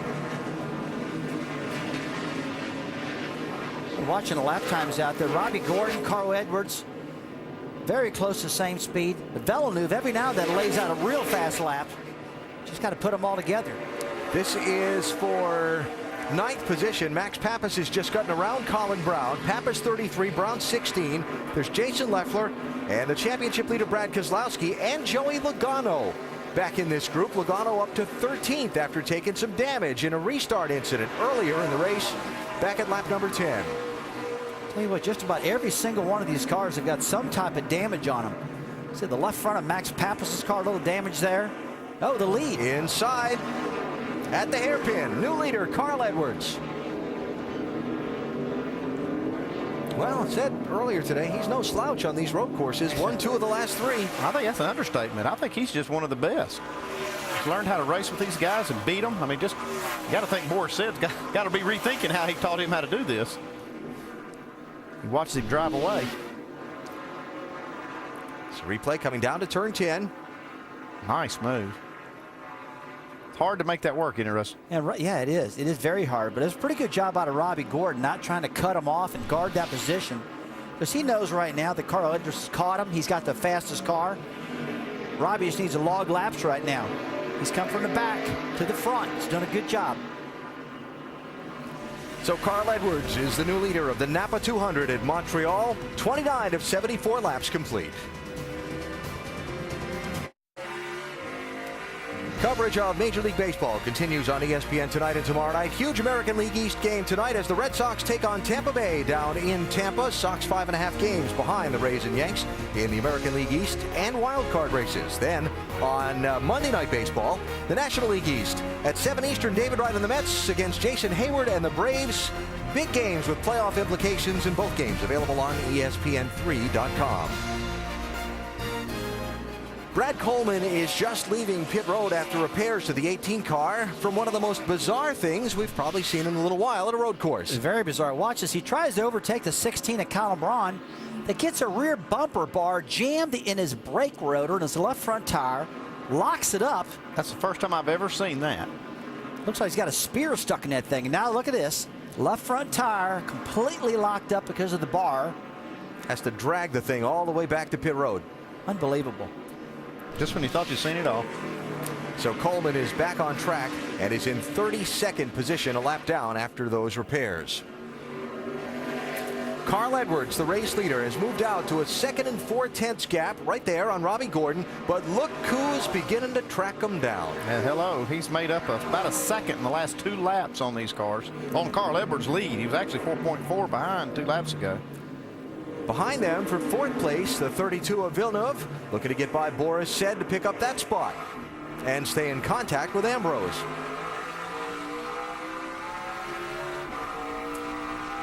So what does a tire look like after it's been dragged all the way back to pit road? Like that. Oh, my. Oh, there goes Villeneuve. You know, that's too bad right there because Boris was giving him that spot. He actually moved over to let him have it. Villeneuve just got in too hot. That turn 10 just really sucks you down in there. We've seen more body contact today. Internet hairpin, which is turn 10, and almost more than any other spot on the racetrack today, except maybe turn 2, where we keep seeing them stack up. So Villeneuve loses a little ground. Meanwhile, Ambrose has tracked down Robbie Gordon for second spot. Where does he make the move? And how long till he gets by and goes after Carl Edwards? He made up 3/4 of a second on Carl Edwards that lap while he's chasing down Robbie Gordon. He's had the fastest 2 laps the last time by. About 0.3 of a second faster than anybody on the track. It's another thing we expect out of Marcus Ambrose, though. He's doing that with a car that's pretty beat up, though.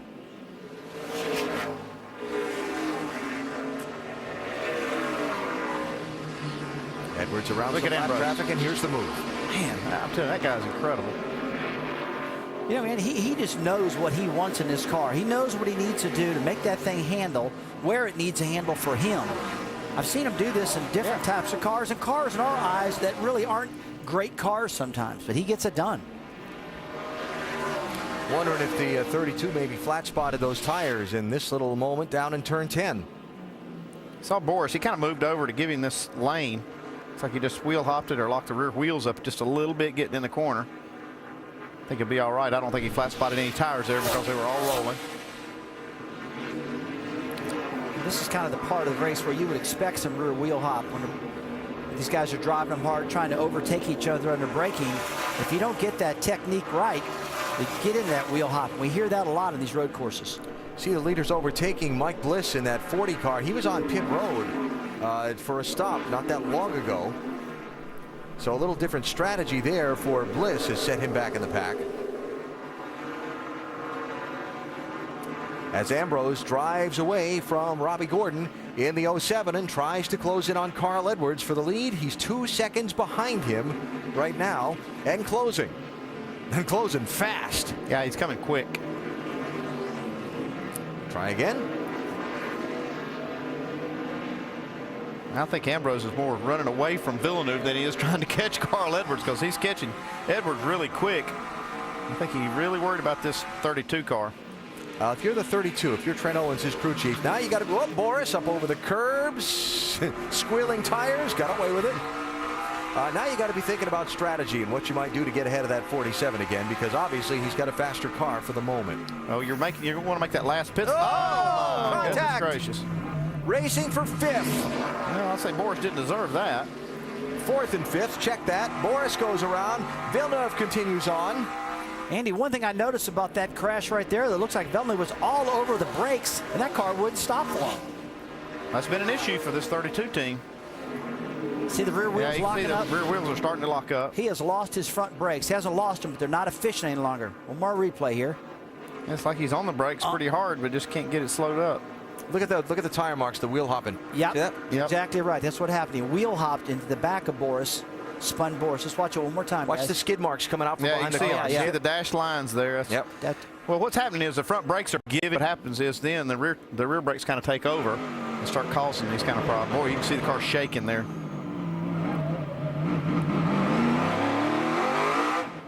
And what do you do but grab a gear and go? That's all you can do. He's just got to figure out how to drive the cars a little bit more conservative and work on those brakes more. These other guys aren't having that problem. Up front, Ambrose closing, stalking Carl Edwards for the #1 spot.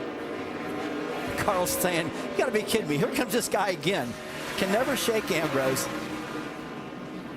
Uh-oh, J.R. Fitzpatrick. Little spin around.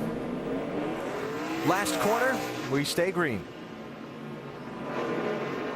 Probably again another case of wheel hop. Let's see for sure. Well, he kind of got off the racetrack there, trying to get the angle, getting in the corner, and he got just a little too much angle. Right in front of Ron Fellows, too. He just kind of stalked Fellows right through the entry at 13 and exit turn 14 there. Vince, what about that leader? It's looking pretty good to me.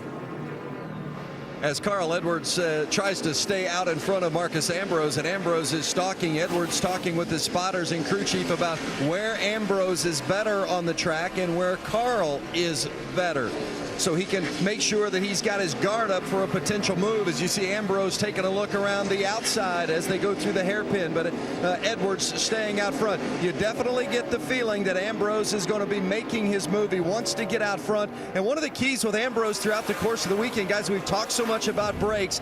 They were not happy with their brake package until just before that final practice ended yesterday. They'd gone through 3 different brake packages before they found the one that they thought would work here today. But Marcus said before the race, I think we've got it, and it's going to be the big payoff if we've indeed found the right brake package. Looks like he's pretty good right now as he chases Edwards. Well, at this point, he's running Edwards down by 4.5 seconds. So, Russ, you got to think he might just be kind of biding his time to take this lead. At least, you know, he slowed up about a second once he caught Edwards. I wondered what Edwards was waving at down that straightaway from turn 10 back. Remember, he had his hand out the window and he was waving. I thought maybe he was signaling Ambrose that, yeah, okay, you know, but he didn't. Oh man, Edwards is up on that wheel. I'll tell you who's up in the front of his couch is old Brad Doherty back at home right now watching this. Yeah, you can see right there, just waving by. Pass. You saw Carl waving by.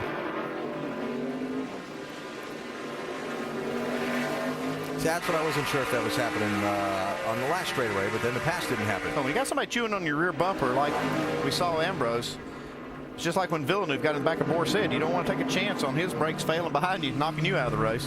Good opportunity for Carl Edwards actually to see what Marcus is doing, how he's driving these corners. He better look quick. Yeah, he better look quick.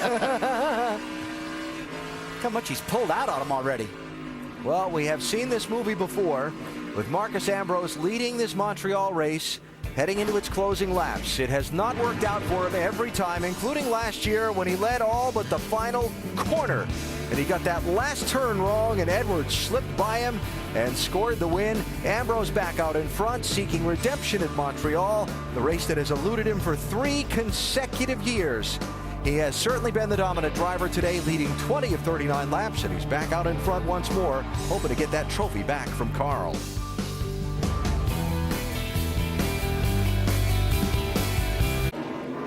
Halfway in today's NAPA 200 in Montreal. Make sure to go to NASCAR.com for all your latest NASCAR information. And we have had some interesting developments in the last moment or so. First, Joey Logano, Max Papis racing for 7th position into turn 10 a lap ago. Brakes are becoming a big issue right here. You see, Logano couldn't get his car stopped behind Paul Menard. Keeps trying to get it stopped and gets into Max Papis. Yeah, he saw Logano just wheel hop for a long time and just took them both out. It's the longest green flag run we've had, 14 laps. Brakes are starting to overheat, so you just can't get it stopped. Papis has resumed in 12th spot. Logano has resumed in 10th. Now, 88-26. Ron Fellows, Parker Kligerman. Boy, good job out of Trevor Bayne. Just barely missed that. You see a lot of damage on the left front of Ron Fellows' car, and damage on the right front of Parker Kligerman's car. Now Marcus Ambrose is back out in front, but on his radio a minute ago came this. Okay, all the track and everything's going out. No fans. Everything's going. Well, there you have it. Now, is that a gauge issue or is that a power issue? They're concerned that the battery has gone, and you can see the crew is ready. They've brought a spare battery out. They placed it on the wall.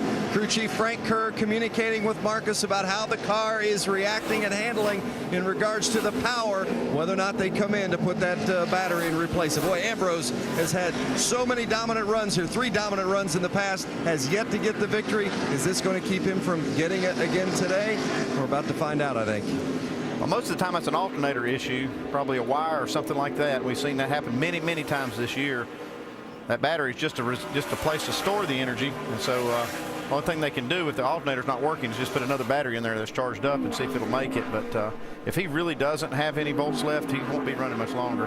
Yeah, and one of the other things he's going to have to do, disagree with you if you need to in this one, he's going to have to turn his helmet coolers off, turn all his brake fans off. Well, he said on that radio just a minute ago, Rusty, they've quit. They've got to kill everything in order to keep this thing surviving. But I'm like Andy, if it's on 0, the motor shouldn't be running right now. Yeah, he's a couple seconds off the pace now. He can't get by. Well, now he does get by Mike Wallace. I saw that coming. He was getting a little frustrated there for about a half a lap. That started about a half a lap ago when Ambrose came up on Mike and tried to run underneath him and didn't get the room. Well, we'll see now just how this car's running, because we've got Carl Edwards pushing him. Whoa, look out. Look man. out. Wow. That was close.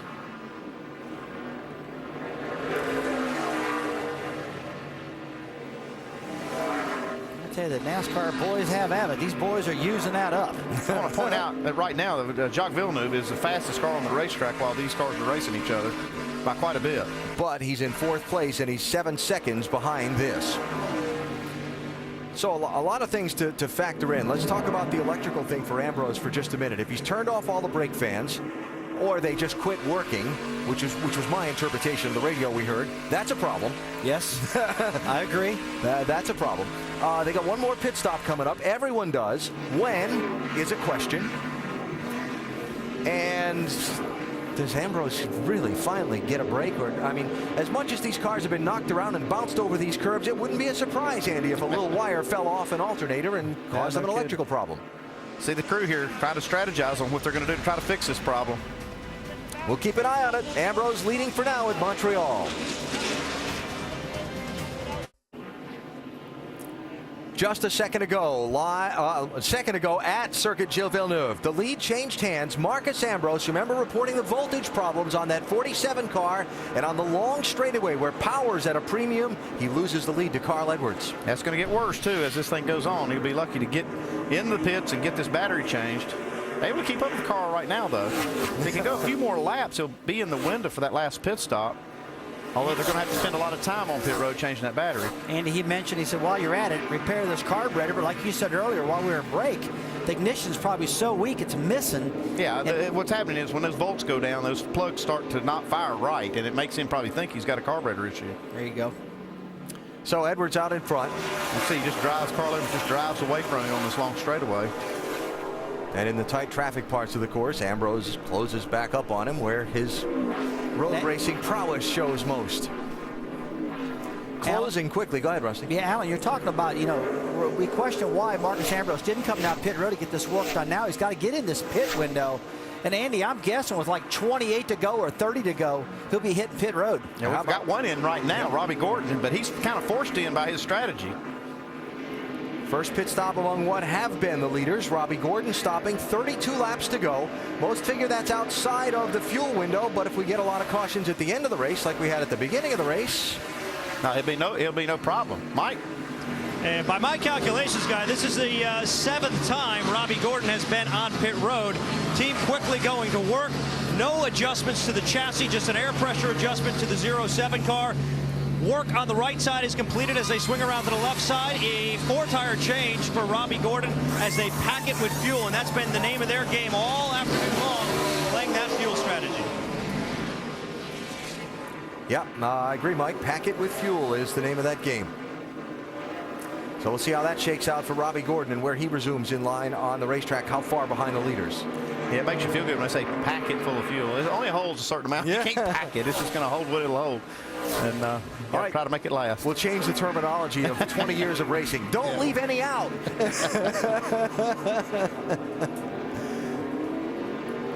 I tell you, the guys I'm pretty impressed with is right there, that 32 car, Jacques Villeneuve. He's made up 4 seconds on these 2 leaders in the last probably 3 laps. And Patrick Carpentier, what about him? He's been running 4th. 32 has been impressive, but a minute ago, maybe those brakes still. He goes in the made up a lot of time, though. Locks up those rear wheels all the time. Big indication that those front brakes are gone. He's still able to make that car go around the track, though. He's still running the fastest lap times of anyone. Well, I think after every time he's drove this 32 car, he's lost his front brakes. He's starting to figure out how to drive with rear brakes. Mike? Well, guys, I've been paying real active attention to their radio, trying to hear whether or not there's been issues with the brakes, considering what he experienced the last 2 road course outings. He hasn't said a word, although it brings me back to a conversation I had with him this morning. We already documented that they've changed the brake system, so I asked him what can he do to conserve the brakes. He just looked at me and said, well, I can brake earlier. That means go slower. And for him, obviously, not an option. No, definitely not an option. Yeah, he's here to win in front of his hometown crowd. His lap times are pretty decent. Not great at the moment. They've been really fast. Let's watch the brakes here again.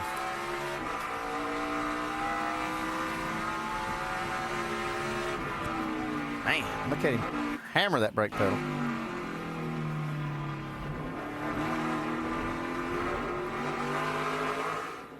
Pit stop for Brendan Gaughan with 31 laps to go. Shannon? Brendan Gaughan, they came down pit road to fix a loose condition. He gives up 13th. A good little race for the 62 team. They were running as high as 3rd. You see those guys, they are down and away, and Brendan Gaughan is making his way back out to the racetrack. 3rd place finish at Road Atlanta earlier this season, and they're looking to finish that up here today. I expect to see these leaders come any lap now. Carl Edwards just had his hand out the window, but we've seen that several times today, so. Yeah, he didn't come that lap. No.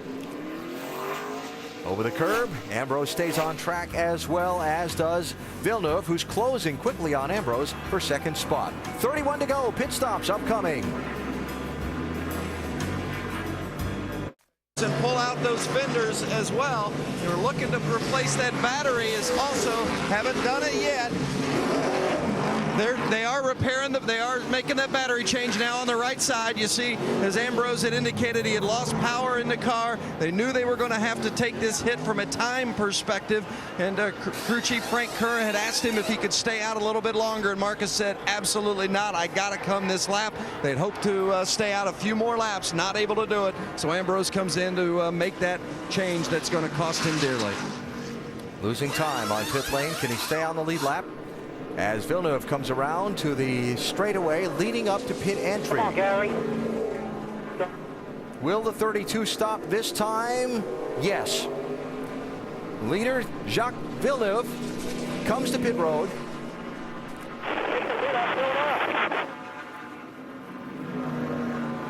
You change that battery, it's not an easy thing. It looks like it's going to cost Ambrose a lap. It is taking a long time.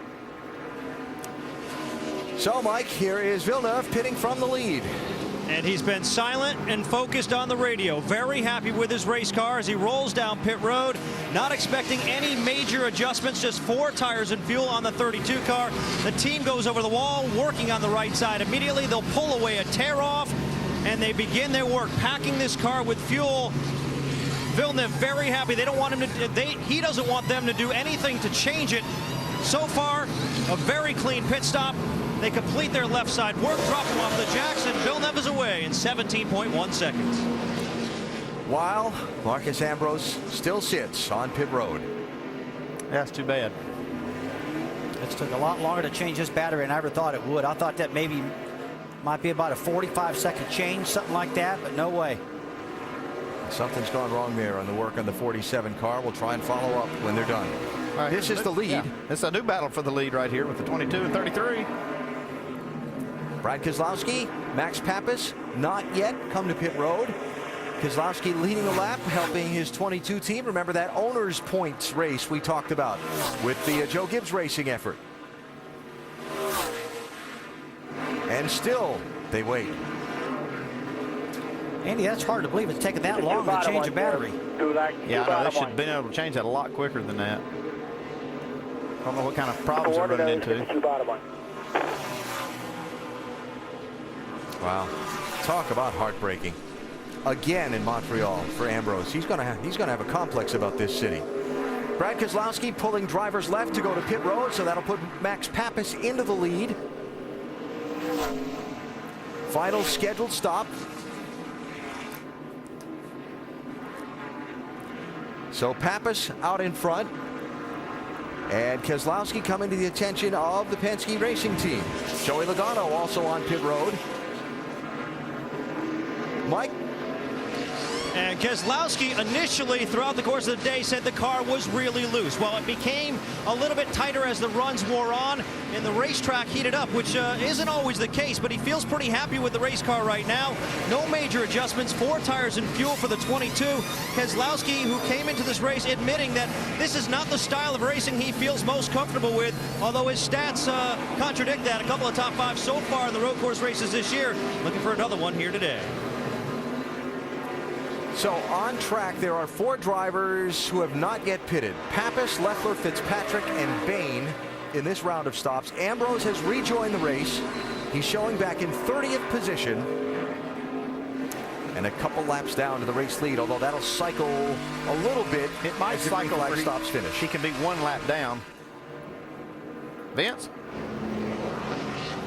Yeah, one of the issues with, as you see, well, you see the 88, the front end, the rear end, both sliding across the track. They're going to make an air pressure adjustment on Ron Fellows. Also, the water temperature has been a bit of an issue, so they pulled some tape off the front for the 88. Fellows hasn't had the kind of day that he would hope, and you see they're having a little more of a struggle there on the left front to get that left front fender pulled out. All right. Max Pappas, is he coming on to pit road this time? Here he is at pit entry, and yes. On pit road.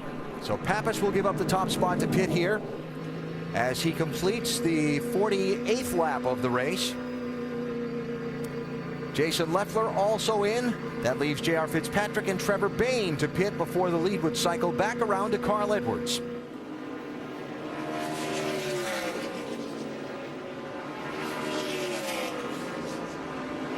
And you see the rest of the cars who have not yet stopped. Fitzpatrick and Bayne also in. So Carl Edwards should come by for the lead while we watch these stops, Mike. And Max Pappas on pit road. He's very happy with his race car. Came into the day extremely confident, feeling like he really had a shot at winning this race. The car's been fairly good, although he's been involved in a little bit of an altercation on the racetrack earlier. They pull the fender away, complete their 4-tire stop with fuel. Shannon? Mike, Trevor Bayne comes down for 4 tires. He's also dealing with an elevated water temp. They are going to pull some tape from the front grille. But what a day it's been for Trevor Bayne. He is down and away. He survived a spin, and he says he thinks he might be losing his brakes, but he is hanging on. Guys? All right, Shannon, thanks. So you see Carl Edwards on the racetrack ahead of Robbie Gordon. You see Marcus Ambrose just in front of him. So Ambrose is on the tail end of 1 lap down. If he can stay in front of Edwards and pass about 4 or 5 other cars that are 1 lap down, he can put himself in position for a free pass if the yellow comes out to get back on the lead lap. Well, he's got a lot of work to do before he can get that free pass, but I think it's key that he's only 1 lap down right here. He needs to stay that way until he can maybe get a caution, catch up some of the cars that are 1 down, then get in front of them and maybe get that lucky dog free pass and he'd be back in it. And then still he's got a lot more work to do. Wouldn't it be something if the 3 races he dominated, he didn't win, and the one he has trouble in mid-race, he were to come back to win? It'll be a show. It will be spectacular if that were to happen, because he doesn't have a lot of laps left to do it. 26 to go in Montreal. Edwards leads Robbie Gordon by a half a second. 24 laps to go. Circuit Gilles Villeneuve in Montreal. Carl Edwards leads. NASCAR Now returns Tuesday night, 1 a.m. Eastern Time, with all the latest NASCAR news. Next weekend, it's on to Atlanta. Saturday night, the NASCAR Nationwide Series, 6:30 Eastern on ESPN2 on the fast 1.5-mile track. Carl Edwards certainly one of the headliners in that race. Labor Day weekend means it's the Mac Tools U.S. Nationals for the NHRA Full Throttle Drag Racing Series. That's at Indianapolis Raceway Park, qualifying Sunday, 10 a.m. and 5 p.m. Eastern on ESPN2. Finals Monday at 1 Eastern. Then the NASCAR Sprint Cup Series on Sunday night at 7:30 Eastern on ESPN from Atlanta. Coverage presented by Pennzoil. We start with NASCAR Countdown at 7 Eastern Time. They see Marcus Ambrose just in front of Carl Edwards. A lap and nearly a second down. That pit stop took an awful long time, and now Frank Kerr, the crew chief's trying to give his driver the picture. At 60 is the leader behind you. You're 1 lap down. Pass a couple cars, we'll get the lucky dog. Well, he did pass 1. Yeah, but he got passed by the leader, so now he's 2 down. Yep, and that's a problem. Now, Ambrose just not quite as fast as he was before he had that alternator issue. Yeah, I've been watching his lap speeds. It's just not looking good right now. Vince, what's he saying on the radio down there? Well, the car feels a lot better, obviously, now that he's got more power, and he told Frank Kerr, man, I tell you guys, when he came in for that work of the battery, there was damage all over that race car. But they had a big issue with trying to get the battery out, and they weren't able to get it because of some of the damage there on the right side. So Frankie Kerr said, their crew chief said they just weren't able to get it disconnected and get it out. They were climbing into the car. They had the scissors out to, the saw out to cut part of the underneath out so they could get that battery replaced. So it took a long time, but they certainly feel like they've got a car that can still get some things done, and maybe even some more problems for the 47 as now he's off track, guys. Oh, yeah. That's that contact he had with the 34 a minute ago out of the final corner. Looks like there's some more things that developed. I think he's got a sway bar actually broken here. He's not, every time he turns the car, see it rolling over. I'm not sure. Here coming down pit road. I'm not sure if it just broke a sway bar link, but I believe that's what he's got going on here. Yeah, you can see when he makes a turn, Andy, the air dam gets way, look at that, rolling way over. Yeah, that's what it's got going on. I don't know if that's come from hitting curbs or whether it's just a bolt that, you know, came loose. And it looks like it's a left front. I saw it hanging down as that last shot we just had. Oh, no, here's Carpentier having problems. What happened to the 00, Vince? Broken track bar mount. They came in, they thought they just maybe had a tire going down, and they came in and immediately saw that the track bar was laying on the ground, so they're going to send Carpentier back to the garage area, as you can see. Yeah. And for Ambrose on pit road again. Yeah, this will do it for him here. Yeah, it will. We saw Ambrose come to that last corner. Sparks just flew off that car, and he almost hit the guardrail, gathered it back up, and it looks like as he went in that corner, that's when that left front corner of the sway bar broke. Left front. He's just got to be heartbroken. Up the left, go forward so you can see something in there. Something's broken. Pull the hood, check it. They'll see what's broken on this left side once they get the tire off. So he got raised a hand. He sees it up there at corner somewhere. And looks back to the crew chief atop the pit box, saying, what do we do about this? Yeah, it's going to take a while to fix that. They'll have to get on the ground and, you know, fix it, you know, put another link on there. Yeah, got broken arm joint, bud. Yeah, arm joint's broken. And there the window net comes down. Done. Only here for one reason. Yeah, not racing for points. So, hey, their day's over. Loaded up, headed back to North Carolina. Well, another year in Montreal, another dominant car, and another heartbreak for Marcus Ambrose. Meanwhile, Carl Edwards leads Robbie Gordon by 4 seconds. And you see Jack Villeneuve behind him trying to close in on Gordon for second. He's running third with 22 laps to go, about to be 21 as the leaders come through the final corners and across the start-finish line. So one of the favorites is out. Does Carl Edwards make it 2 years in a row in Montreal? We find out when we come back.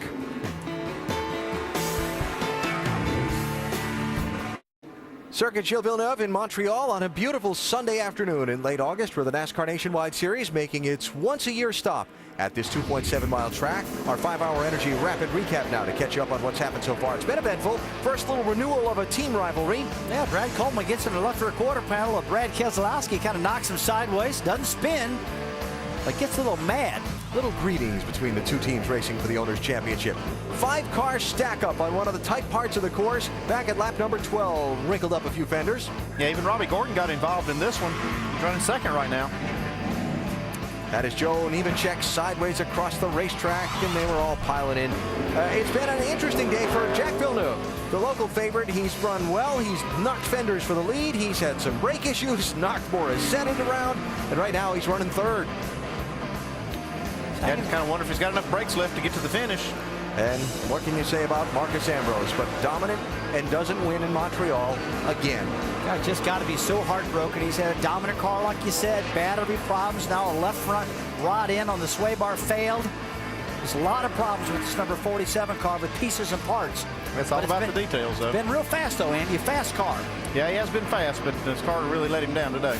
So Ambrose is out. Edwards is the leader. He's up on Robbie Gordon by 4 seconds with 19 laps to go as Edwards continues to stretch the advantage, looking for a second consecutive win here in Montreal. There is Robbie Gordon working his way through some lap traffic. Ron Fellows off the pace in the 88.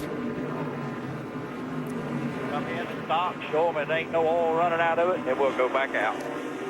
There's the radio traffic out to Ron from Pop Fury, the crew chief. So Villeneuve trying to close in on Robbie Gordon here and make a race of it for second spot. He's got him in his sights anyway. And I'll tell you what, that will be a race if they get the caution kick, because Jacques Villeneuve is just flying on the racetrack. That last time by almost a second faster than Carl Edwards. So if he can get closed back up, hey guys, we got a race again here.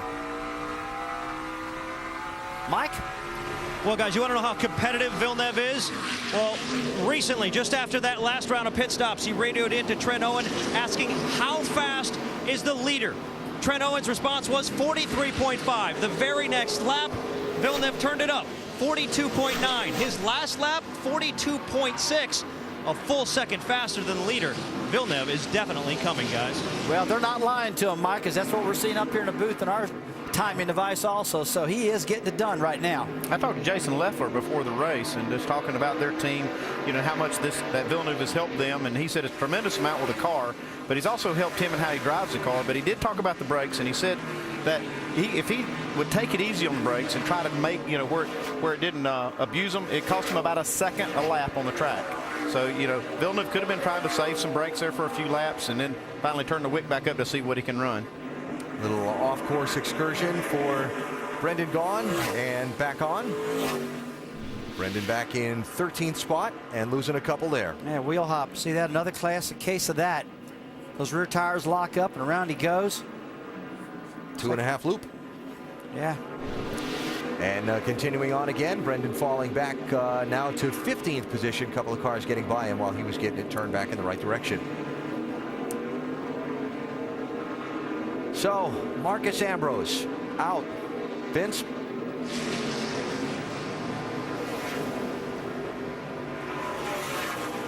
Another frustrating end at Montreal for you, Marcus. How would you summarize this day?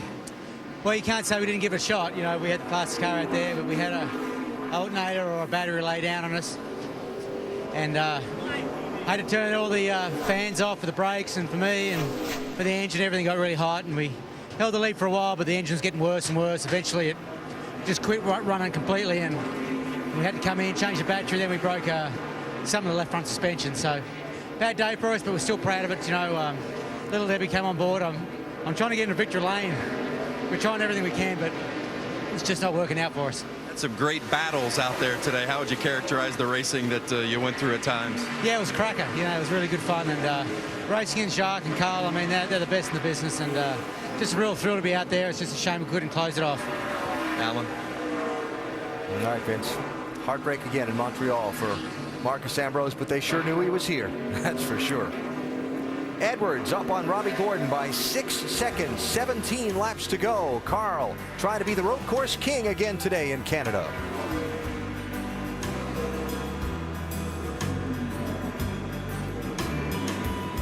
Is brought to you by the National Highway Traffic Safety Administration.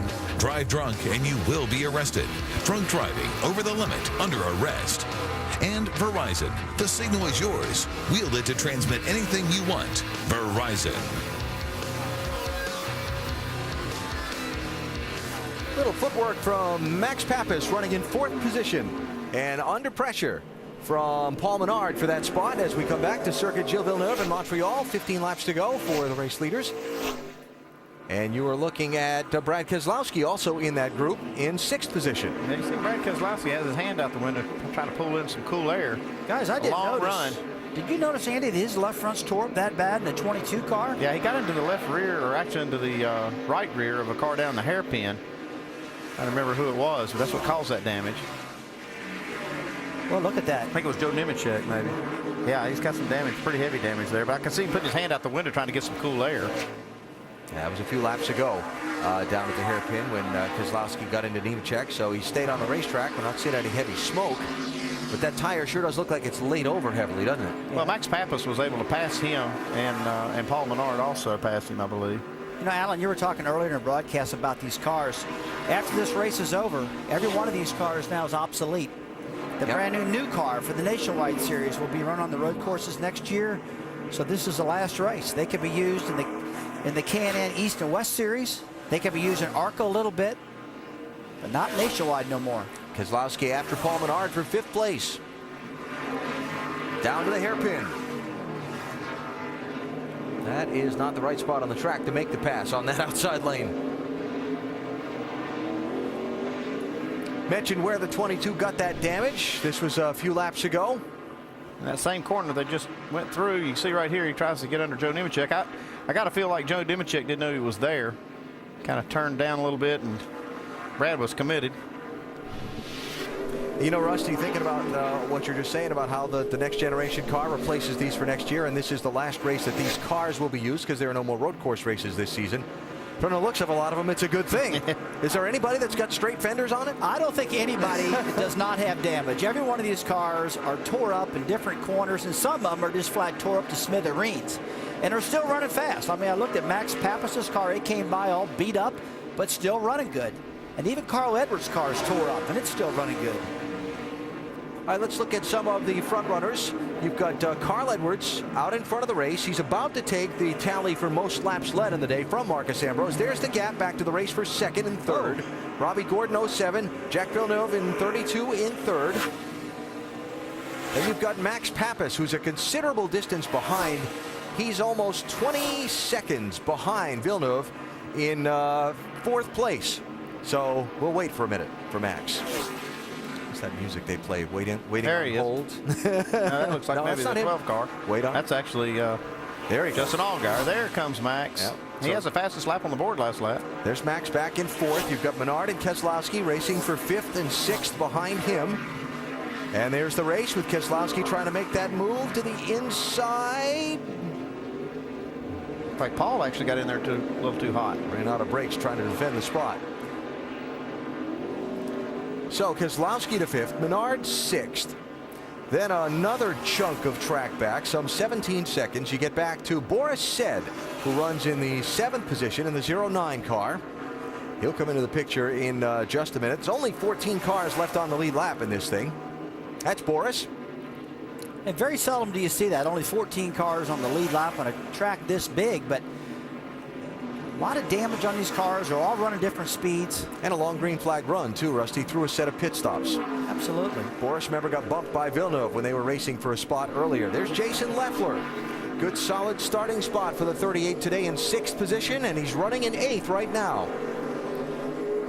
J.R. Fitzpatrick in the number 7 car, running in ninth on the lead lap and racing for that spot with Trevor Bayne in the 99, running in 10th. Yeah, Bain's done a good job today. He's kept it mostly out of trouble. He's got a lot of damage on his car also. I see one thing from a lot of drivers. I see their hand out that window going down the straightaway. It's a long green flag run on a very, very tough track, and I think the drivers are starting to take its toll on the drivers. Trying to get some air inside the car. Well, Carl Edwards has got it going on inside that 60 machine. Another day at the office looking for another trophy.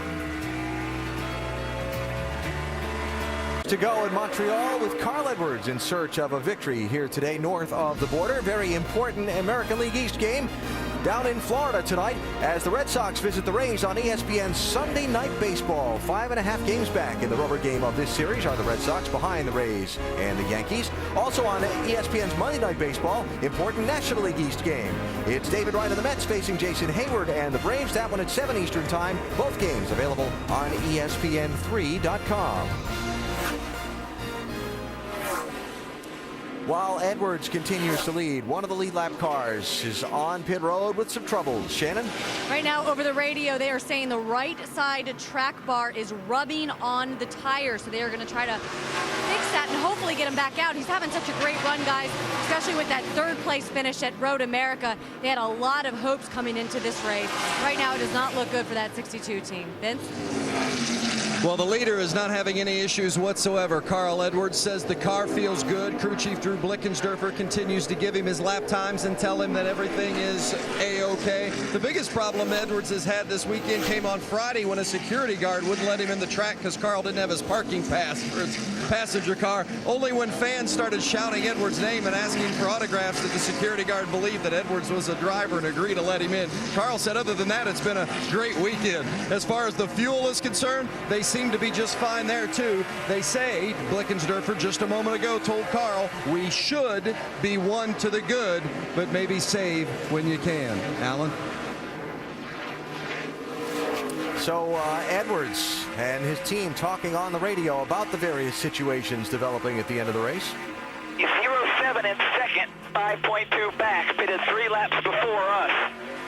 So if we're tight, we should be good on him. He should be able to make it. The 32 one after us is going to be close to us. We should be one to the good, so just save when you can. 11 to go. Well, I'm watching the lap times, and he has slowed up just a little bit, maybe trying to save a little fuel. That the radio traffic just seconds ago from crew chief to driver giving him the picture. You see Robbie Gordon visible behind him, but still 3.7 seconds back. Yeah, that's the key word in that whole transmission was we should be okay. Yeah. So we'll see. Well, Andy, you and I and Rusty were talking during the commercial break. So we had Edwards pitting from the lead at lap 44. Robbie Gordon pitted at lap 42. The 32 car pitted at lap 45. Yeah, I just don't see Robbie Gordon making it to the finish. He was gambling. I mean, he got put in that position by having to start in the rear and got in another tangle. So he was kind of forced into a strategy play, and I don't think it's going to play out for him because we don't have enough laps left to have enough cautions for him to make it.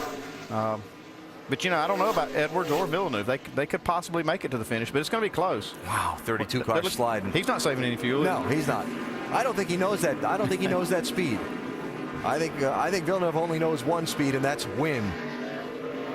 Robbie Gordon trying to deal with Michael Annette's car, 15 car. Has had its troubles today, as you can tell, but he is smoking big time. He's got a ton of smoke coming out of that car. I was going to say he just went a lap down, Michael, but maybe some. Yeah, he's got bigger problems. Yeah. Uh-oh, there you go. Oh, look out. That might bring a caution. And that will bring a caution out.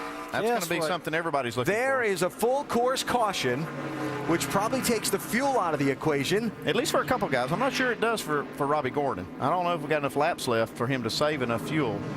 But it also takes the lead and evaporates it. It does. And Villeneuve has been fast. Yep. Well, whatever it was that was causing that smoke on the right front, when he tried to make the right-hand turn out of this corner, didn't like it. Okay, right here you can see this goes, right front tire's flat. See the sparks. That's two. We need to go to the garage. What is this? Carl's got he's got a track bar broken, guys. Unbelievable. Yep. The leader has broken a rear track bar. I'm telling you, this track is really hard on cars with all these curves. Out of this race. Wow. Seen a lot of problems today. Robbie Gordon and Jacques Villeneuve, Max Pappas, these guys are sitting in position now to win this thing. Now, what's Gordon going to do if he's low on fuel? Turn the motor off. There's 13 cars on the lead lap. That's what it looks like on the big screen. I don't know if you can see it, but that's what it looks like on the TV here. So, Carl Edwards. Well, Carl's done. Is going to have to go to the pit area and fix that. Then the fuel becomes the question between Robbie Gordon and Jacques Villeneuve, and a side-by-side restart for the race win inside of 10 laps to go. Well, let's not forget about Max Pappas. He's been fast.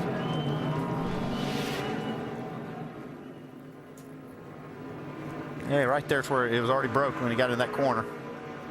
Oh, yeah. Yeah, the tires are rubbing. See, that track bar holds that rear end centered in the car, and when it's disconnected or broken, it's able to just move side to side. You know, Andy, at Road America, one of the last road course races we had, you can see the mount right dragging the track. It was destroying track bar mounts, really tearing these cars up. These curves, you know, they jump up and down off of these curves. These cars are fairly durable, but you know, they don't take us so much. You see it broken on the right-hand side of the car. This big curve on the entry of turn 13 and 14 here at this track in Montreal is very tall, very severe, and I think it really beats the equipment up. Well, the other thing is road courses work things back and forth, side to side, and you do that enough, and it'll break something. I mean, oval tracks, it just pulls that track bar one position, one way, all the time, and it's kind of consistent. But you start working it back and forth, it'll finally give up. Andy, you know my favorite saying.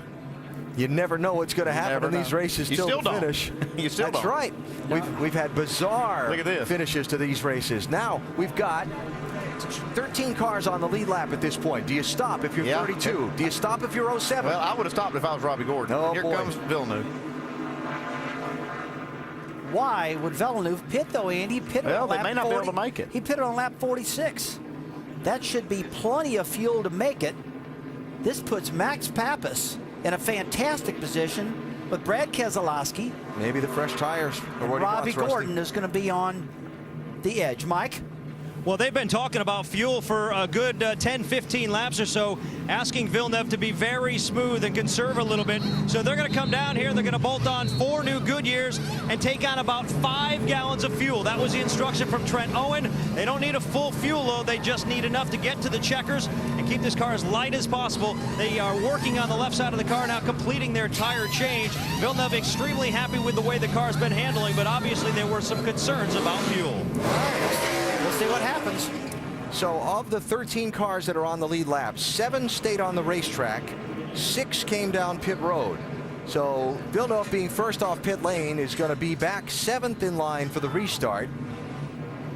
Well, if he knows that they can't make it, it's a good move, because I don't think Robbie Gordon can make it. If we are the leader, what do you want to do here? Stay out, dude. Win the race. All right, dude. Let's do it. It's all you. No, I don't know about asking the driver that. So Robbie's got to be doing that whole shut off the switches and coast around, and he can do all that. I still don't think he's got enough, but we'll see. And how about this? That's going to take a while to fix that car. We're going to have to weld that bracket back on. Carl Edwards behind the wall from the lead. Inside of 10 laps to go at Montreal. Another dominant driver disappointed on this afternoon in Quebec. Up to second spot in the Harvick's 33 car. He's our in-race reporter. Try and call him up there, Rusty. Max, Rusty Wallace, ESPN. You got us? Yep. All right, buddy, you're running second. Looks like you got plenty of fuel in the back of that car to make it. What's that car feeling like, buddy? I'm feeling good. I'm just trying to drink myself, drink as much as I can, and just go to the end. Max, you concerned about turn 1 and 2? It's been pretty hairy on these restarts. I'm just going to give my best, and that's what we say. All right, buddy, thanks for talking to us. I have one word in what I'm hearing there. Yeah, focus. Focus. Not only that, I mean, we've seen a lot of these drivers sticking their hands out the windows, and it's very, very hard on them right now. It's a hot day. This is hard racing. And when you hear Max Pappas talking about that, how he's kind of struggling physically here, he's probably the most fit guy in one of these cars. Yeah, that was a 42-lap green flag run. That was a lot of, yeah, that was hard. Yep. You know, Max was awful nice to talk to us on the radio. I think if I was in the car, I'd have said, hey, get out of my ear, man. I'm focusing. Okay. Here comes Carl Edwards back onto the racetrack. He is not on the lead lap. He has lost a lap. But he is racing for points. And I remember, where was it, guys? Back at Watkins Glen where Clint Boyer. Yeah, he came in and welded up a trailing arm bracket and got back out and only lost a lap, or maybe 2. Or he may have lost 3, but he didn't lose very many. Problem is for Carl, so he gets back out 1 lap down. He's going to be 1, 2, 3, 4, 5, 6. He's got to be 6th in line, a lap down. And there's only going to be 6 or 5 laps left in this race. So even if he passes all those cars, gets a caution, gets the free pass. You know? And that's all if that track bar mount holds up. Yeah, well, there you go. That's pretty hard to repair that on spur of the moment like that, but they did a good job getting it done. Looking farther back, Villeneuve in the 32, the first car off the pit lane. He's going to line up 7th for this restart. And does Robbie Gordon have enough fuel to make it to the finish, Mike? Well, that is the million-dollar question, catching up with his crew chief, Miles Stanley, right now. Do you have enough fuel to go the distance? We're all good. We've got enough. How are you able to get such good fuel mileage? A lot of it has to do with the engine package, the carb setup. The other half is Rob's right foot. There you have it, guys. They think they can go the distance. He sounded pretty confident. Well, he's the guy to ask Robbie what he wants to do, and Robbie said to stay out, so Robbie knows he's low on fuel. He's got to be conservative. Short shift this thing, turn the motor off. A lot of guys do that. Coast as long as he can. That's about the only thing he can do right now, Andy. Yeah, they didn't get that. I kind of had my doubts about whether they could have got that thing fixed right or not. Yeah, the whole thing's dragging now. So. It just broke again, Drew. It just broke again. That is probably going to be the end of it for Carl Edwards, Float who's her out. led. Weld the thing damn solid. Float it solid. Well, the bar that's on there right now, solid to whatever amount's left. Come to us. Carl led 29 laps on the day, the most. The driver who led 25 laps, Marcus Ambrose, out of the race, mechanical troubles. And so we come to the survivors, if you will, and what will be the final 6 laps to go here in Montreal. Robbie Gordon is the race leader. Remember, he started at the back of the pack because he had troubles in qualifying. A brake duct and a brake hose came off his car. They had to make repairs, violation of the impound rules. He started at the back of the field, used strategy to try and get some track position. The strategy worked out. He was running in the top 5, then he was running second, and now things have worked his way as Edwards has gone to the sidelines. He's going to have to deal with Max Pappas, but also, I mean, you just look right back here. You see that 32 car? Yeah. He's got new tires. He's going to be on a mission. New tires, bad brakes. But I'm going to tell you one thing to take a look at. Brad Keselowski, he's right in position. He's leading our points right now. He's been fast all year long in the last 2 road courses, top 5 positions. I am not counting him out of this picture. We talked at the beginning of the day about these Montreal races having a penchant for the bizarre, about late race drama, unexpected twists of plot, surprise winners. Hello, here we are. Here we are. And we're getting ready to go back racing for the final 6 laps. Gordon has chosen drivers left for this restart. Ambrose chose drivers right most of the day when he was out in front. See how that works out. Remember, turn 1 is a quick left-hander, but turn 2 is a hard right-hander. Pappas will draw to his outside. Watch for the orange lines on the wall. Drivers left. That's the restart zone. 6 laps to go in Montreal. Gordon and Pappas, Keselowski and Said. Villeneuve is back in 7th spot. Here we go. Pappas got a good start there. Somebody's going to end up in the grass. Here we go. Pappas is going to come back on in front of the field. Look at the scramble. Watch the yellow 32 as they go 3 wide in front of him. Oh, there, Leffler gets turned around. Whoa! Klingerman goes through there. Just barely clears him. Was there enough room there? No. There was not. A mess at the exit of turn 2. Oh, my goodness. Colin Brown all torn up. 6 laps to go. That is the 10 of Taylor Malsom. Right of your screen. Jason Leffler was running in 5th position. Now he's lost all that track position. You know, I wonder when they interviewed Miles Stanley, crew chief on Robbie Gordon's car, why he was so confident.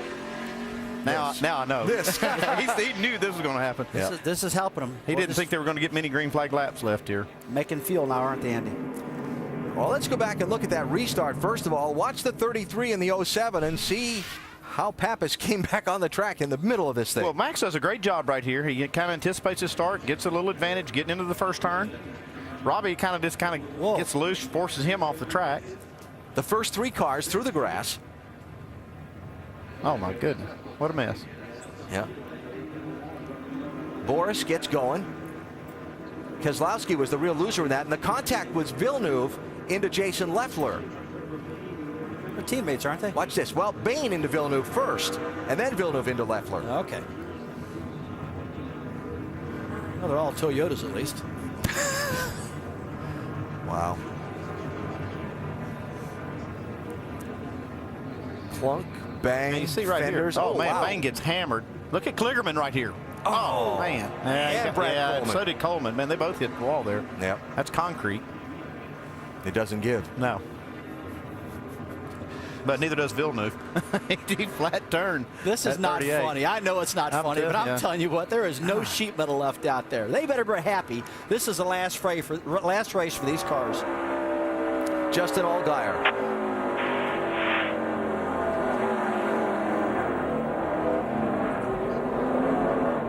They're stacking up. Goodness gracious. Keep taking it left. Go. Stay right.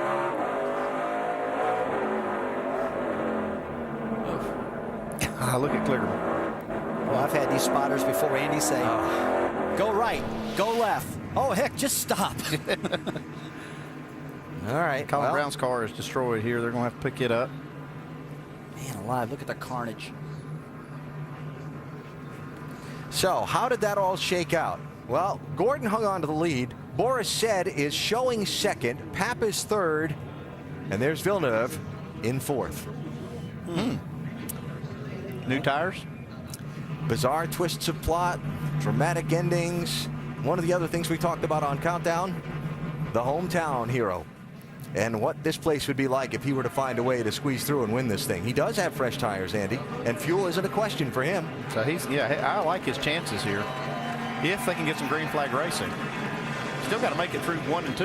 Yeah. Clean. At some point. Yeah. I do know one thing. Those new tires feel really good on restarts compared to those old tires. And he'd be able to, their first couple of corners, Jacques needs to really get it done. I'd almost written Robbie Gordon off as not being able to make it, but with these caution flag laps now, that's helping for sure. He may be able to make it. Follow-up earlier, we saw Michael Annett hit the wall. He has been treated and released from the infield care center. And Brad Coleman, remember that 18, the Joe Gibbs team racing for the Owners' Championship against Penske Racing in the 22.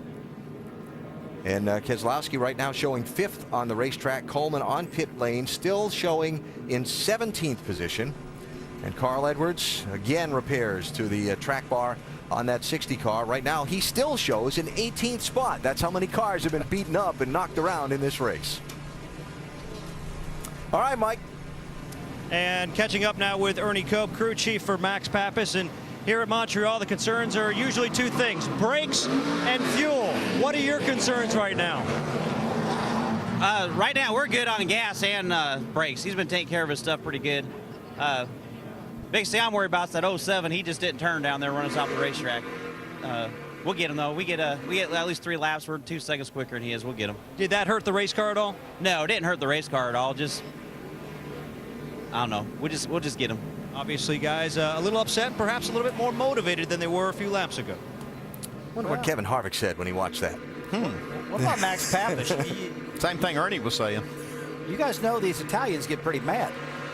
Well, Max has certainly got the fire in his belly to win this race. We've heard that from him throughout the weekend. Here's another look at that run down into turns 1 and 2.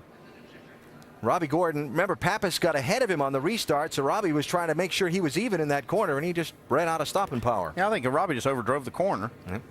Yeah, I actually saw Robbie's the back of his car start coming around as he was getting into turn 1. I'm still trying to figure out how Robbie Gordon came out of all that with the lead. He got going quicker than Pappas did exiting the grass there.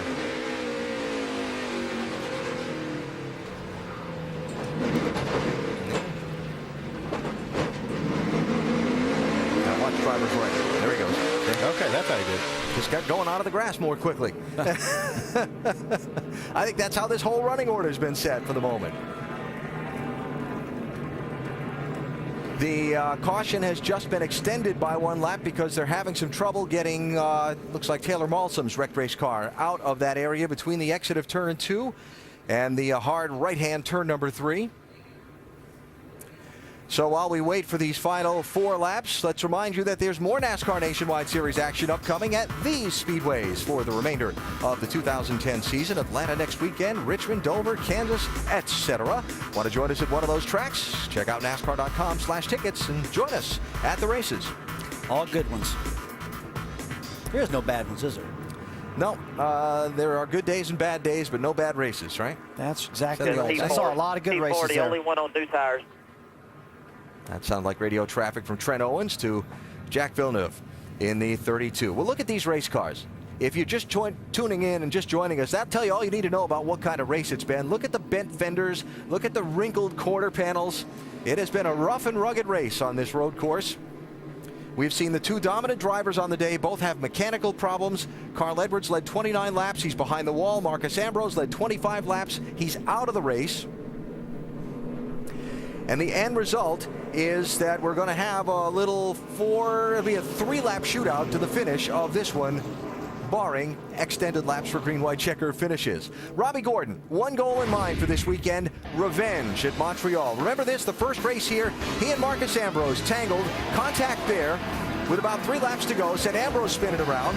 Then they got going again after a big wreck that caused the restart. And Ambrose got into Gordon.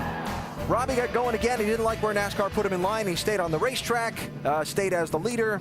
Then there was the contact that spun Ambrose around. I'm catching back up to myself on the story here. Kevin Harvick went on to win after starting like back in 30th place. It was wild. I get the picture. Yeah, I know. A lot of wrecking. Crazy. It's been that way. 4 years now here. It's been that kind of a day. How about that 32 team, Mike? What are they thinking being in 3rd position here? We're going to find out. Trent Owen, 4 fresh tires here. What do you think you have here in the closing laps? Well, I think we're going to use the 4 fresh tires and get to the front. I don't know where the 07 is on fuel, but it's going to be exciting, to say the least. We just need to get back going green to keep running these caution laps, kind of hurting us. But, Jock's done a great job as always. It's such a great time working with him, and we'll hopefully close this thing out. We really need a win bad, so just happy all the Dollar General guys are here with us, and see if we can close this thing out. What advice have you given him for these closing laps? 2 very talented road course racers in front of him. Oh, I just tell him don't hold back. I mean, show us everything.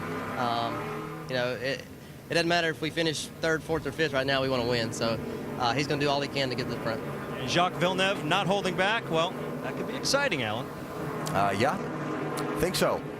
Villeneuve showing in 4th position. I think I said 3rd a minute ago, but showing 4th at the moment. Robbie Gordon started at the back of the pack for this race.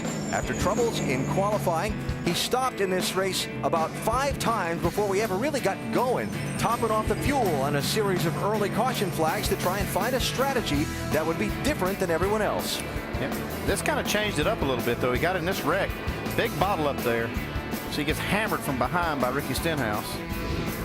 So they went in, made the repairs to that car. Gordon's strategy worked his way up to second place, and then when Carl Edwards broke that rear track bar mount, it put him into the lead, which led to that last shuffle down into turns 1 and 2 with he, Max Pappas, and others. Unbelievable. Made it through. Didn't tear the car up right there. You saw Max Pappas come across. Everybody kind of got out of there pretty clean, even though it looked really bad.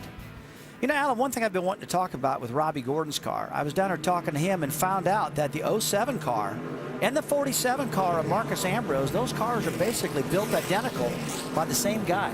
I looked at him, I said, boy, these things look the same. He goes, they should be. We built them. They're the same. Frankie Kerr had a lot to do with both of these cars. Well, the car that Ambrose drove today ran well until Mechanical Gremlins sidelined it. Interesting to see that Robbie Gordon has again chosen drivers left for the restart. I got a feeling somebody's going to get clobbered down in turn 1 and 2. I just don't know who it's going to be, but I think it's going to be one of those top 5 or 6. You know why? Because it's happened every time. Yeah. Yep. So coming to the restart, there will be 3 laps to go in this race. There are 11 cars on the lead lap at this point. Double file at the front of the field. You see them there. Jason Leffler did pit under this caution after the spin a minute ago, as did Parker Kligerman. And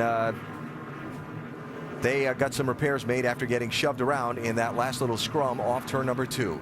So it is Gordon with Boris Said now to his right. Then in the second row, you've got Max Pappas in the 33, Villeneuve in the 32. Who has the track position better lane for that right-hand corner? Might depend on who gets the better break in front of them. Might also depend on who bounces off who in front of them, if they get through cleanly or not. I'll bet you if I'm in that 32 car, I'm watching for those 2 guys in front of me to go off the track or come back on and go wide. Here they come. 3 laps to go.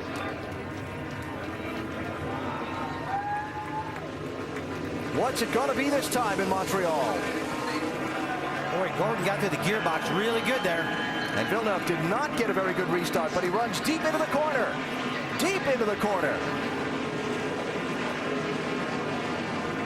Good corner for Bobby. Looks like they're going to make it through the turn, but turns 1 and 2. Nobody got clobbered. I was wrong. I apologize. I'd have gone with you on that one. Listen to all the tires squealing. Wow. Robbie Gordon was sideways off that last left-hander. Boris Said looking hard. Gordon defends. Villeneuve looking for a way through.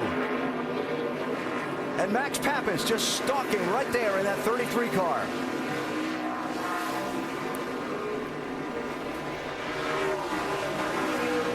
Down the hill under the bridge, turns 8 and 9. Boy, I just saw the back end of Jacques Villeneuve's car really locking up, sliding around. Oh, little contact. Well, Pappas has got the inside lane for the right-hand hairpin.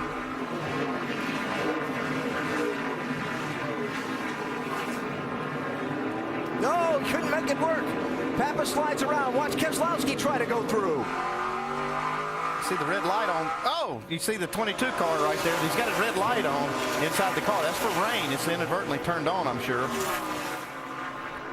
What Boris Said right there. Putting pressure on Robbie Gordon. Villeneuve looks inside of Keselowski. Can't get that spot back. Coming down to 2 laps to go as they hop the curbs in the final 2 corners. Boy, Robbie's doing a great job really making that car look big, but does he have enough gas? Is he going to make it on fuel? Paul Menard giving that Champions Wall a scare in the final turn. Jack Villeneuve trying to go to Keselowski. Get that spot back. It'll put him back to 4th. Trevor Bayne trying to follow through. Fitzpatrick right there as well in the 7.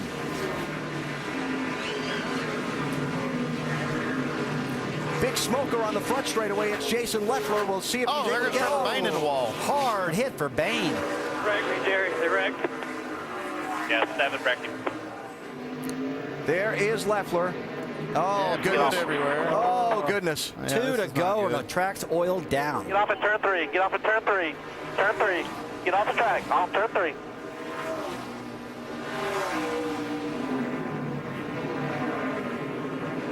Robbie Gordon with a little bit of a lead for the moment. And the caution comes out for the oil from Jason Leffler's car. We're going to go to overtime. We're going to caution, and that's music to Robbie Gordon's ears right now. He needed that to make it on fuel. Well, I'm not so sure. It's going to add laps to the race now. So this could be a lengthy cleanup, and you could extend this race by a bit. And Villeneuve's the one that stopped for fuel. This. Now you got me thinking. This could get interesting. Turn it off. Hey, Robbie said I'm going to run out of fuel. Just save fuel. We'll be good. Save fuel. Oh boy. Turn that motor off. Oh boy. Well, if I were to show you the notepad in front of me from trying to keep track of I've looked at another page. There's so much stuff that's happened in this race. Watch for Trevor Bayne. He and J.R. Fitzpatrick tangling there. Hard hit out of Bayne, big time. Oh gosh, look at Leffler go over the curb right there. And then bounced off the back. Almost landed the on 87 car. Almost landed on top of him.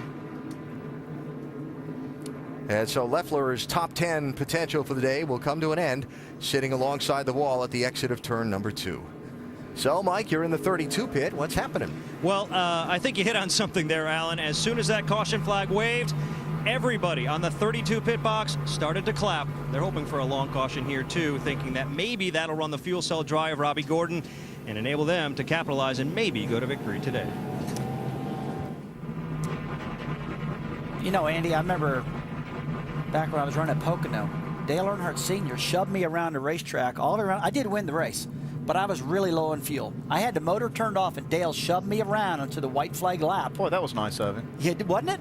Was and he he fired second? it back up. No, he figured if I won, the guy he was racing for the championship, that would help him. Oh, I knew it had to help him somehow. There was a plan there, and we talked about it. But, you know, that is legal. You can push a guy around until the last track. lap. That's right. I wonder if Robbie's thinking of somebody to help push him. I know he can't count on anybody behind him right now. Nobody back there wants to push him. No. Boris said pitted at lap 46. Robbie Gordon at lap 48. Pappas at 48. Villeneuve at 66. How many of these other guys might run out of fuel, too, if this cleanup takes a little while to clean this oil up? There's a lot of oil out there. Look at that. Look at That's that. a big mess. Oh, boy. So that is bad for Robbie Gordon right now. Boy, whenever you see a caution, you think it's going to be good, but this one's going to be a long one, and that could spell disaster for Robbie. And the man with the most fuel on board among those front four is the hometown guy. And I don't count him out just yet. Not just on the fuel circumstances either, by the way. Yeah, he might be able to just pass all these guys. Yeah, you never know. He couldn't do it last restart, but Max Pappas has actually got about 6 more laps of fuel in his tank than our leader, Robbie Gordon. He's looking good on fuel. Boris said has got 4 more laps of fuel than our leader. He's looking okay at best right now. It looks like Keselowski could be all right, too. NASCAR on ESPN from Montreal, Quebec, where today's NASCAR Nationwide Series 200-miler has been a dramatic one for sure. Robbie Gordon is the current race leader. Championship leader Brad Keselowski's 5th. The stories of the day are this. The 2 dominant drivers, Marcus Ambrose and Carl Edwards, both out after mechanical problems for each. Edwards trying to win the race for a 2nd straight year. Ambrose trying to win it for a 4th year after leading a bunch of laps. Neither will take home the trophy today. Robbie Gordon started at the tail end of the field, was involved in an accident early. His team made repairs. They used strategy to get him some track position. He inherited the lead when Edwards' car failed, and Gordon is out in front, but running low on fuel. And the next time they come by will be the scheduled distance. Yep. The hometown favorite, Jack Villeneuve, the former Formula One champion, the track named for his father, is running in 4th position at the moment. He has the most fuel on board. He has the freshest tires among the front 4. The question is, does he have enough laps left to get around these guys? If they don't falter in front of him, it would be a huge celebration by these Quebec race fans if the 32 car were to win. So let's check on some of the fuel stories. We heard Robbie Gordon say on his radio, I'm going to run out of fuel. And his crew chief said, no, we'll be fine. Just save some. What about Boris Said's team, Mike? Well, crew chief Scott Zipadelli brought him down pit road the last time, lap 46. How would you assess the fuel situation? We're good right now. I think I just heard that they're going to stop right now, put the red out, so that helps us. But we're 3 laps to the good. As long as we don't get any more green, white checkers or anything like that, we'll be in fine shape. We just got word that they are going to stop the cars and go red. What effect does this have on you guys? I want to just get it over with. You know, I didn't want to see that last caution. I didn't think still don't think the 07 can make it. They stopped 3 laps before us, and I don't know how they can make it, but you know, we got a great driver. Boris Said's doing an awesome job. It's been a complete pleasure to work with. Performance Friction gave us the best brakes that money can buy, provided us with all that system for the car, and it's just working. It's working fantastic. The guys did a great job. Zaxby's on the hood. We've had a lot of fun this weekend, and Montreal's a great city. I can't wait to get it over with, and hopefully we can get a good solid finish. A win here today would obviously be very popular for Boris Said, but also would be big for Scott Zipadelli. After all, he's been sitting on the sidelines for a couple of months. He comes back, and as a crew chief, well, possibly could get a win right away. So we are under the red flag, or will be momentarily. They're waiting to close the field up and get them all stopped there behind the pace car. And when that happens, NASCAR will put the red flag out. And they do this in order to continue the cleanup, which that streak of oil running right through the center of the track is going to require some attention. And let's face it, we waited for this kind of a dramatic finish. You want to have good track conditions under which to get these final few laps of this race run. Absolutely. I tell you, I'm really happy what race director Joe Ballas just did by doing this. I mean, to sit here and run these guys till they all run out of gas on a caution flag, it's not a good race, and I think he knows that. He stopped this race, going to clean this thing up real good, say, okay, guys, have at it. Let's see what you got. Just joining us, we had all kind of caution flags in the opening laps of the race. We had 4 yellows in the first 24 laps, then ran a long stretch of run, 42 laps without seeing the caution flag. And then we've had another run of 3 yellow flags and now a red flag here in the closing laps of the race, and plenty of drama to play out in this one. Marcus Ambrose, Jack Villeneuve, the show for much of the day. Ambrose in the 47, Villeneuve in the 32. This was just one of their exchanges. Then Villeneuve had some contact with Boris Said. Looked like the brakes kind of went away in his car in the corner. It looks like Boris Said's brakes worked better than Villeneuve's did getting in that corner. A little strategy here, pitting from second position, essentially second position, because Carl Edwards was going behind the wall on a late caution, taking fresh tires and a little more fuel on board. Yeah, they just wanted to make sure, hedge their bet, they had enough fuel in case this race went long, which it's going to. You know, they got fresh tires and enough fuel, put themselves in a good spot.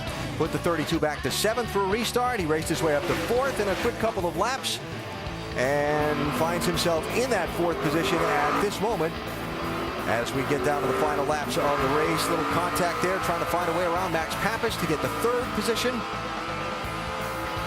And actually is going to lose a spot on an exchange in the hairpin here and get it back about a half a lap later. Pappas with a little bobble.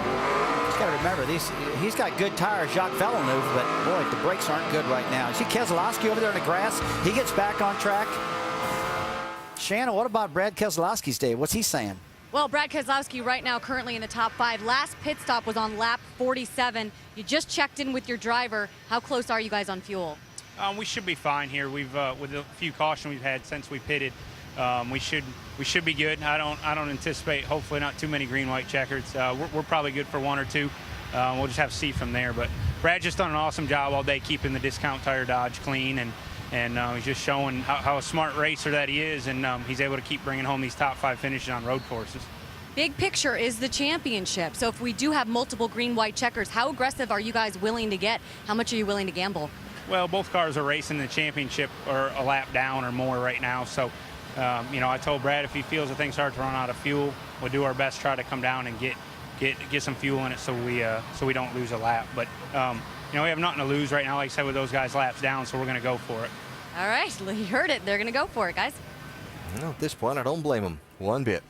There is the 22 car. And again, that flashing red light on the back of the car. Teams required to be equipped to run in the rain on these road course races. They have to have a marker light in the event of rain. Remember, these cars don't carry brake lights, but if you're behind a guy and he's throwing up a rooster tail spray in rain, you got to be able to see him. And that flashing light is a safety item, and it just happens to be on the 22 car, either by accident or just a misplaced switch.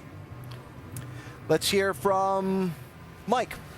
And I'm with Miles Stanley, the crew chief for Robbie Gordon. And when we spoke with you last, with a handful of green flag laps remaining, you sounded awfully confident you could go the distance on fuel.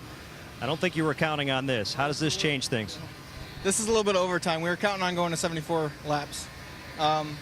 With the teammate of the 32 there putting oil down all over the track, that didn't help us for sure.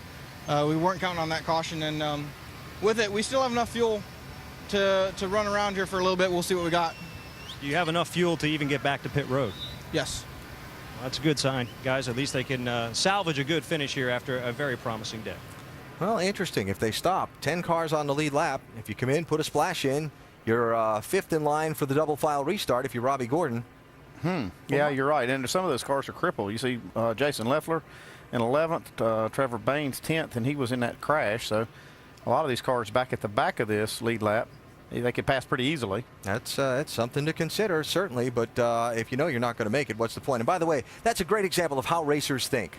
Yes, it was the teammate of the 32 that put the oil down, but surely they didn't do it on purpose. You can tell from our angle that that's not the case. But. No, you would hope, guys, after they clean this racetrack up, they do a really good job at it. And when the cars are released, they come back around, then they can drop the green flag. If they got to go back around the track again just to kind of work this oil dry into the track, that's going to be bad news for a handful of these guys. So I would hope that they're firing clean it up and do it. They're firing them up right now, Rusty. We're going to find out shortly. Getting every drop of gasoline you can out of the tank does not happen by accident. For that, to the Craftsman Tech Garage we go. And Tim Brewer. Tim? When it comes to road racing, we change a lot of things on the race cars. One being the fuel pickup. Historically, we'll run the fuel pickup in the far right rear corner on all the ovals because the centrifugal force forces all the fuel over in this area, and we know where to put it to pick the fuel up. But when it comes to road racing, we put this insert in here. What we have here, when you deaccelerate, we've got a flapper door right here that contains the fuel in this area. But when you're turning left or right, it always makes sure that it keeps the box full. Because the trick is, on any fuel cell, if you put 18.7 gallons in this container, you're supposed to get 18.7 out to give you an opportunity to win the race. I'll tell you what, that was a great explanation out of Tim Brewer. And I asked you earlier in the broadcast, in fact, it was yesterday, we're doing qualifying and practice. I said, how much of that fuel can they actually pick up nowadays? And you said about all of it. Yeah, they should get most of it out. I mean, there may be up to, a half a gallon or maybe a little less that they can't get out. But they've got some pretty neat systems to be able to pull it all. Well, I'll say this. When you look around this racetrack, you look at the big grandstands and some of the corners, the ones directly across from us, across the start-finish line, the fans are all here. No, no one has left. And they are all waiting to see if their man can find a way to take the trophy home today here at the circuit named for his late father. I think the chances are good that he can do it. It's the whole late twist of plot thing, it really is going to be interesting to see if Robbie Gordon does pit when they fire him up and come back around. It's going to be interesting to see if Boris has enough gas. And what do those fresher tires mean on that 32 car? If anything, they've been heat cycled once or at least anyway since he pitted, right? A run, then a caution, a run, now a red flag. It doesn't seem the tires have been a big advantage. Watching the lap times even late in that long green run we had, the lap times were holding up pretty well. I think the big issue is just, having enough fuel and brakes to get to the end strong. A lot of times when we talk a lot about the brakes, people probably get tired of me talking about that. But, a lot of times these brakes, folks, when you push the brake pedal down, it can be rock hard. But the brakes get a little thing going on with them that we call glazing. And you push that brake pedal so hard and that car doesn't stop at all. It just stays going. There's another way it can happen. You can push that brake pedal. It'll go all the way to the floor. And it won't stop that way either. A lot of these guys have good pedals, but just won't stop. I'm curious about something. If there's a Boris Said crew member over by that fence on the right, because you just fire up the car, pulled it out of line, over to the fence as you look at it, on the right side of the screen, and I wonder if there was a team member over there looking at something or if he was just messing with the fans. Because with Boris, that's definitely a possibility. You never know with Boris. Yes, they're backing that quarter panel closer. Maybe they're trying to get some gas in it. Yeah, maybe he sent one of those fans over to get him a cup full of fuel put in. I just figured it out. Giving him some water. Oh, water. Water and shade. Oh, yeah, shade. Maybe he was parked in a spot where the sun is. I don't know. Or maybe I'm making too much out of it. But toss me a bottle of water. I can't reach over there. Somebody will be over there to chase those guys out of there in a minute. NASCAR does take water to the drivers under red flags, but maybe these guys didn't get enough to satisfy them. I'm telling you, this has been a very physical race for these drivers, and you'll see when they get out after this race just how much it has been. Yeah. You know, we haven't talked about the temperature out there a whole lot. It started about 84 degrees. I think the high today was supposed to be about 87 degrees, and so it's definitely not cool. It's pretty warm here still. Well, here's a guy who knows a thing or two about what a nice drink tastes like at the end of a race. How about drinking the milk at the Indianapolis 500, as the winner traditionally does? Villeneuve doing that in 1995. Also won a championship in the now defunct kart series, the Formula One World Champion in 1997. And now trying to win a NASCAR race, something he told us on NASCAR Countdown would be a really neat thing for him. I found his comments to be really fascinating. Not just that he wanted to win at this track, but that he wanted to win in NASCAR. It was something he hadn't done yet. Well, it's so special to win in NASCAR. Look how hard he's breathing. You can tell he's a little bit nervous. Well, I think it's so hot in these cars. There's no air going in them right now, and it's probably just hard to get enough, fresh air in there to breathe. He is really breathing hard in that car. I haven't seen people breathe that hard a long time. I don't know if it's like you said, it's air, nerves, whatever. I can tell in his eyes he's uncomfortable, though. Well, I think I would be too, sitting in there after all these hours in that kind of heat and waiting for the final laps of this race to be done.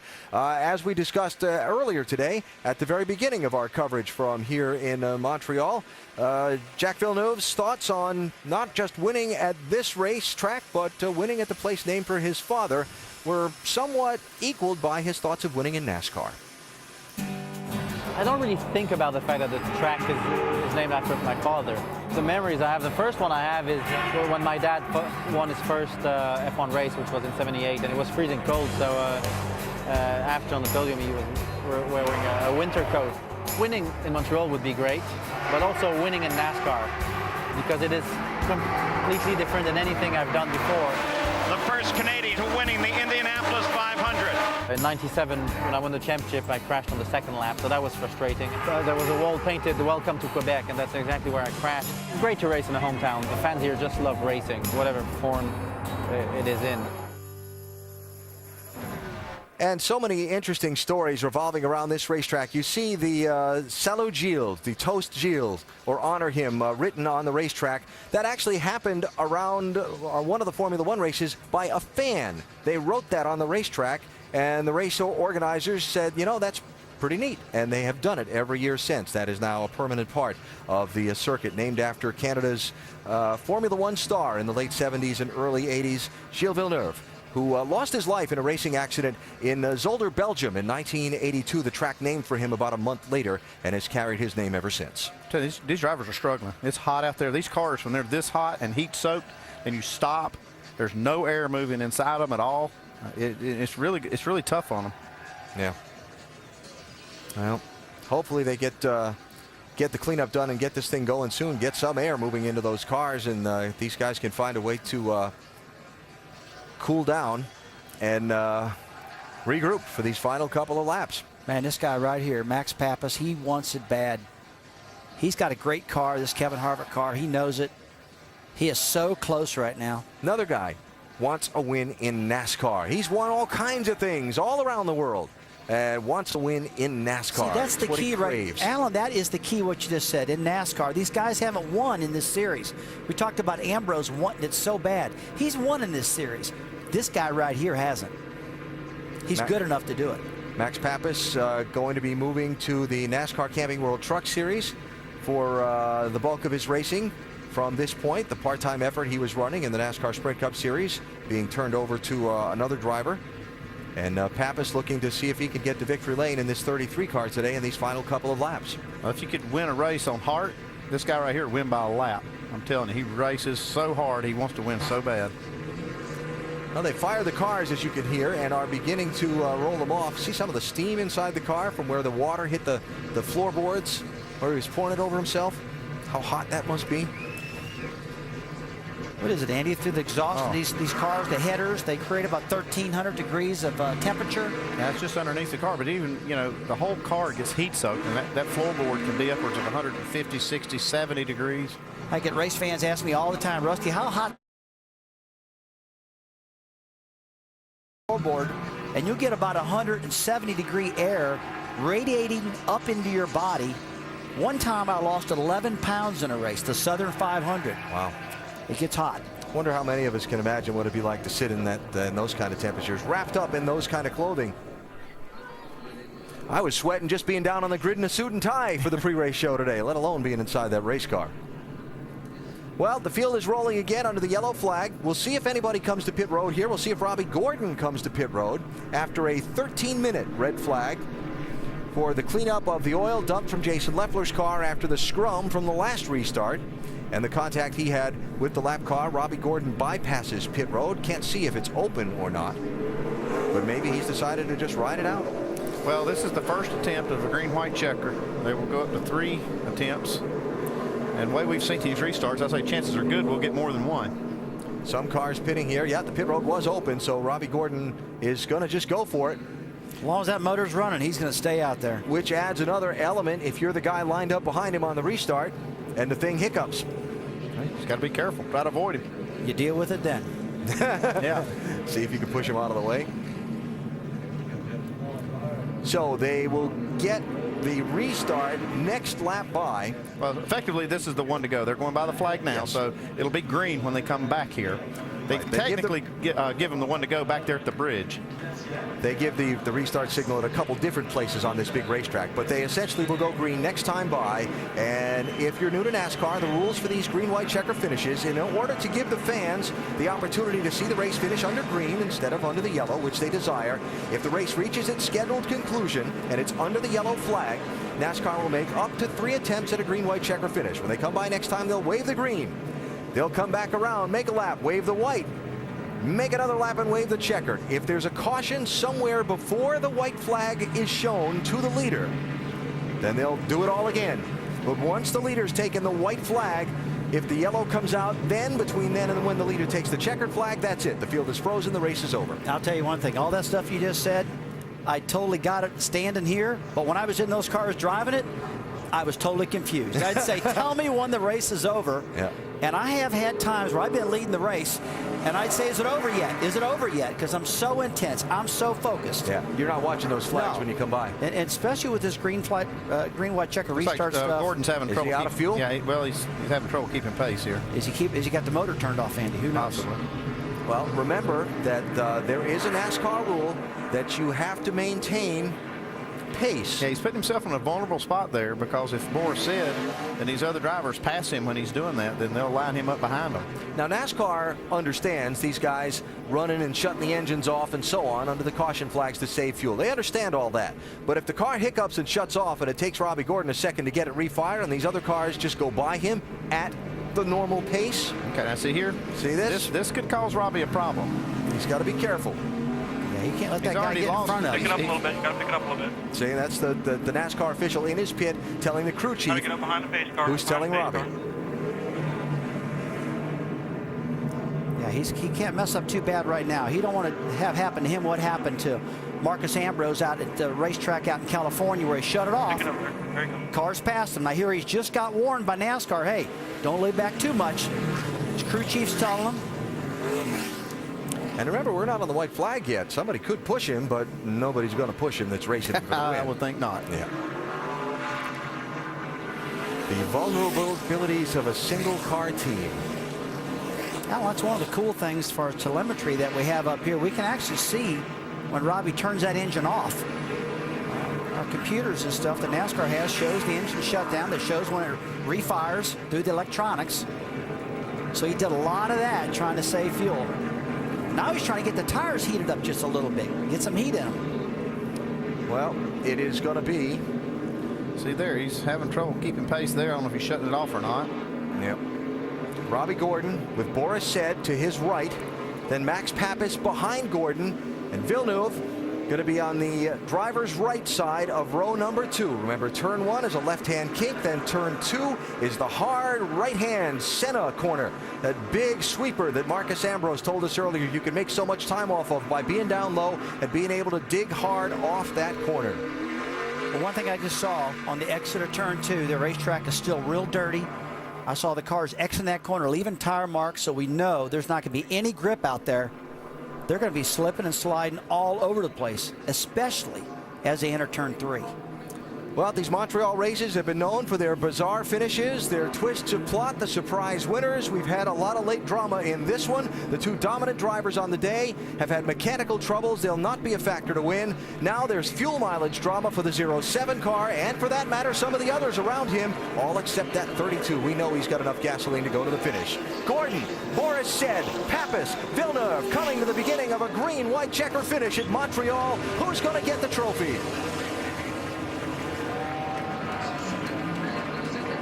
Pappas diving to the inside, 3 wide to the corner. Contact there. Look at the scramble. Come on, buddy, let's go.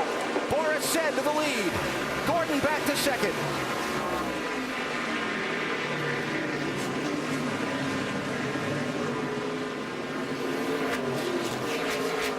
Oh, a little contact there. Gordon's out of fuel. 7, Robbie Gordon.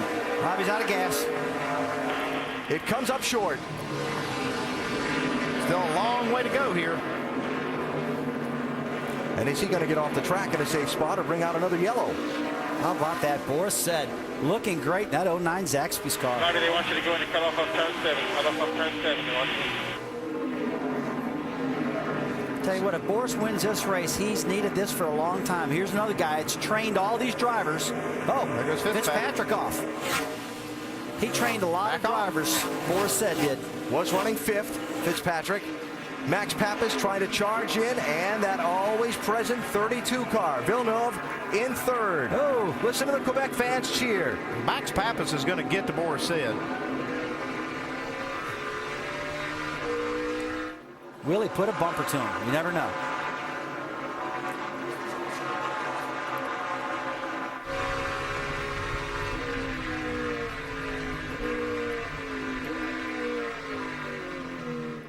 There's Robbie Gordon and where he has parked his car.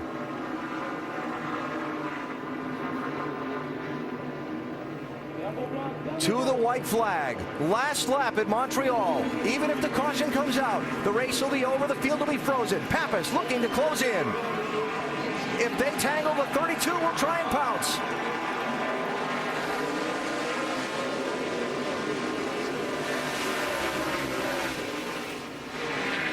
Oh, walks the wheels bobble bounce in.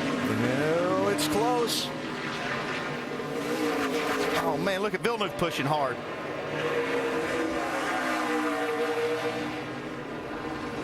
Oh, inside for second, Villeneuve. Can he stay there? No, Pappas gets back by. Now Pappas has to try and chase Boris Said back down. And that's just what Boris Said needed. Let those guys race, let him get out of Dodge. And he pulls about 10 car lengths on him. Turn 8 and turn 9.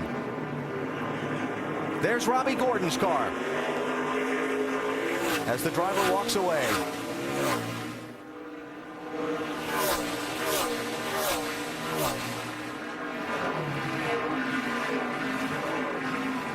Boris has got a good turn 10, Andy. Yeah, he did a good job getting down in there. I was wondering if he was going to be able to get in there without wheel hopping. It's the key right there. I believe he can hold him off through these next 2 corners. Remember, it was the last corner of the last lap last year.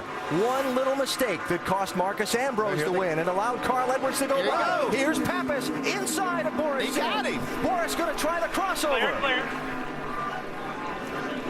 Pappas over the curves. Here comes Boris Said. Drag racing to the finish line, side by side. Who's going to get here first? It is, I think, Boris Said. I think he got him by a bumper. Unreal. Boris Said wins by a bumper. You're exactly right. Total finish there. Wow. I know NASCAR will go check the photo finish camera on that one. Boys, real it was proud that of you. close. You guys did a great job. It sure looked to me like Boris said got there by the width of that front bumper on that car. What a finish. Check it out. Man, what a move Max Pappas put on Boris said getting into these two corners. But then he hopped the curb coming out of that corner, and Boris got to his inside, and it was a drag race from there. Same thing we saw last year with Marcus Ambrose and Carl Edwards. And from the photo finish camera, it is indeed Boris Said, a winner in the Nationwide Series, finally. How do you say it, Alan? Boris Said just broke Max Pappas's heart. Yeah. Yeah. How about that one, Vince? I'm with Scott Zipadelli, and he just said, I can't believe it. Your first race as the crew chief with this group. How does it feel to be a winner first time out? It feels awesome. This team deserves it. You know, I've been doing this for a lot of years and a long time, and worked with a lot of different people. And I tell you, this team is they work hard. They're fighting to survive and stay in business. And when you get a good team like that in a town like Boris Said, and Zaxby's on the hood, you know, Roush Yates gave us a good motor, and Performance Friction gave us a whole brake package. Guys worked real hard, and it's just a great day. I can't be happier. With all the twists and turns this race took, including the passing back and forth there on the final turns, what's going through your mind as you're watching it? You know, you just watch it. There's nothing you can do. I have all the confidence in Boris Said. He's been a complete pleasure to work for. He's so methodical and so smart. It's just been a pleasure all weekend. Really happy for the whole team. Congratulations. Thank you. I appreciate it. Alan. Great to see for Scott Zipadelli. And great to see for Boris Said. And what about the show at Montreal again? Unbelievable. I mean, what you really thought? I really thought Max Pappas had this thing won going in the very last corner. Great job trying to outbrake him. Yeah, I don't know exactly how Max Pappas got by Boris Said, because Boris got off the hairpin real good and up that straightaway. I thought, well, he's got it from here. And before they got there, Max Pappas had the lead. I was just thinking, watching that Boris saw Max driving so deeply into that corner that he knew he wasn't going to make it, and he said, all right, I'm going to let him go and I'm going to cross over. But then Max made it better than he thought until he hopped that last curb coming out of the corner, and Boris was on the gas and got alongside him. That last curb is very tall. Oh, yeah, he knows. Tell you what, if I was those guys, I'd be down there wanting to cut that thing down a little bit. That has just been a real thorn in a lot of people's sides. Listen to the fans.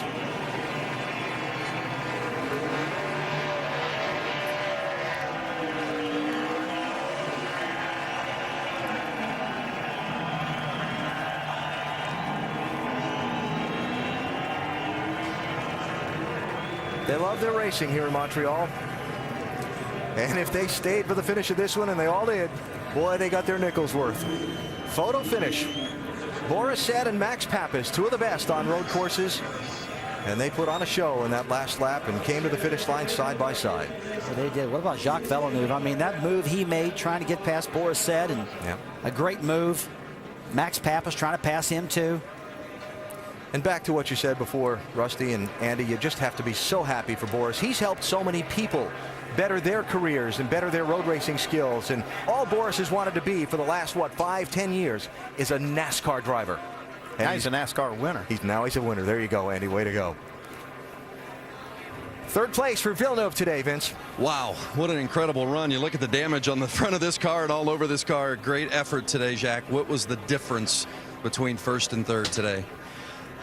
Just the car was quick enough, and one lap to go. I thought I had Pappas. That's the one I was wanting to get, because he was late on the brakes, and I knew that Boris was braking a little bit earlier, and but I didn't make it stick. So too bad, because the car was running strong all race. The brakes lasted.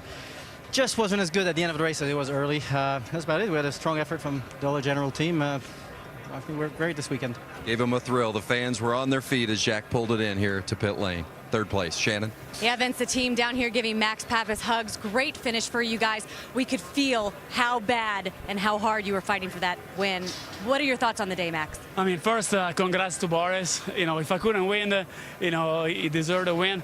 You know, Dilana and Kevin, you guys gave me a great car. The Ream car was super fast. And, I mean, I gave everything I had. I believed until the last corner. I really outbraked him really hard. And, I mean, it came down to the last corner. I did all I could. I went through the gear. I barely hit the chip in second gear, and it went by again, and I was there pushing in the car. But I mean, this is what I can do in a good car, and I'm really proud. And thank you, Kevin. Thank you, Dee, for the opportunity. Congratulations, Max Pappas. Great finish for this team. Alan? Well, there it is, right side of the screen. Pappas 33, Boris said in the 09. Their fantastic fight for the win, coming right down to the finish line. And Boris said is a NASCAR winner finally.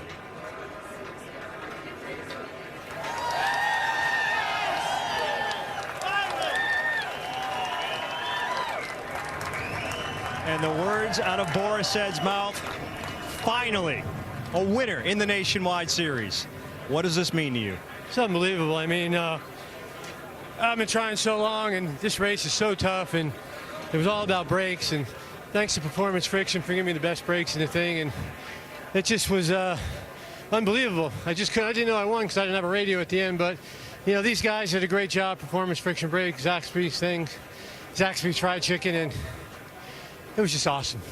What was it like racing Max Pappas there, coming to the checkers? Well, he went in deep, and I thought, ooh, well, all right, I'm second, but it was good racing, really clean racing, good racing. Max is a great guy, and that's great for Robbie Benton and all the RAB crew. You've said before that you felt a little bit guilty that you've given all your tricks to everybody else in the field. Certainly seems like you saved some tricks up your sleeve. Yeah, I mean, we just really played it smart and, you know, saved our brakes at the end, and we had a good car at the end, and that's what it took. Congratulations. Thanks a lot. Boris Said, a Nationwide Series winner, and as he said, finally. Alan? Great to see. And a great day in Montreal. What a race again this year. What a twist of plot. What an unexpected winner. What a finish. It was a fantastic race. I mean, a lot of body contact, a lot of crashes, a lot of excitement. Andy, it was fantastic, I thought. Yeah, it kind of proved to be what we said. It was a test of brakes, and it was a test of wheel, and Boris Said did a great job.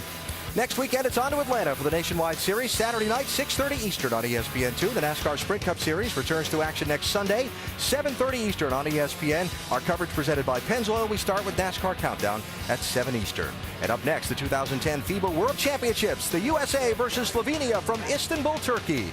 Boris Said is the winner in Montreal after another fantastic finish.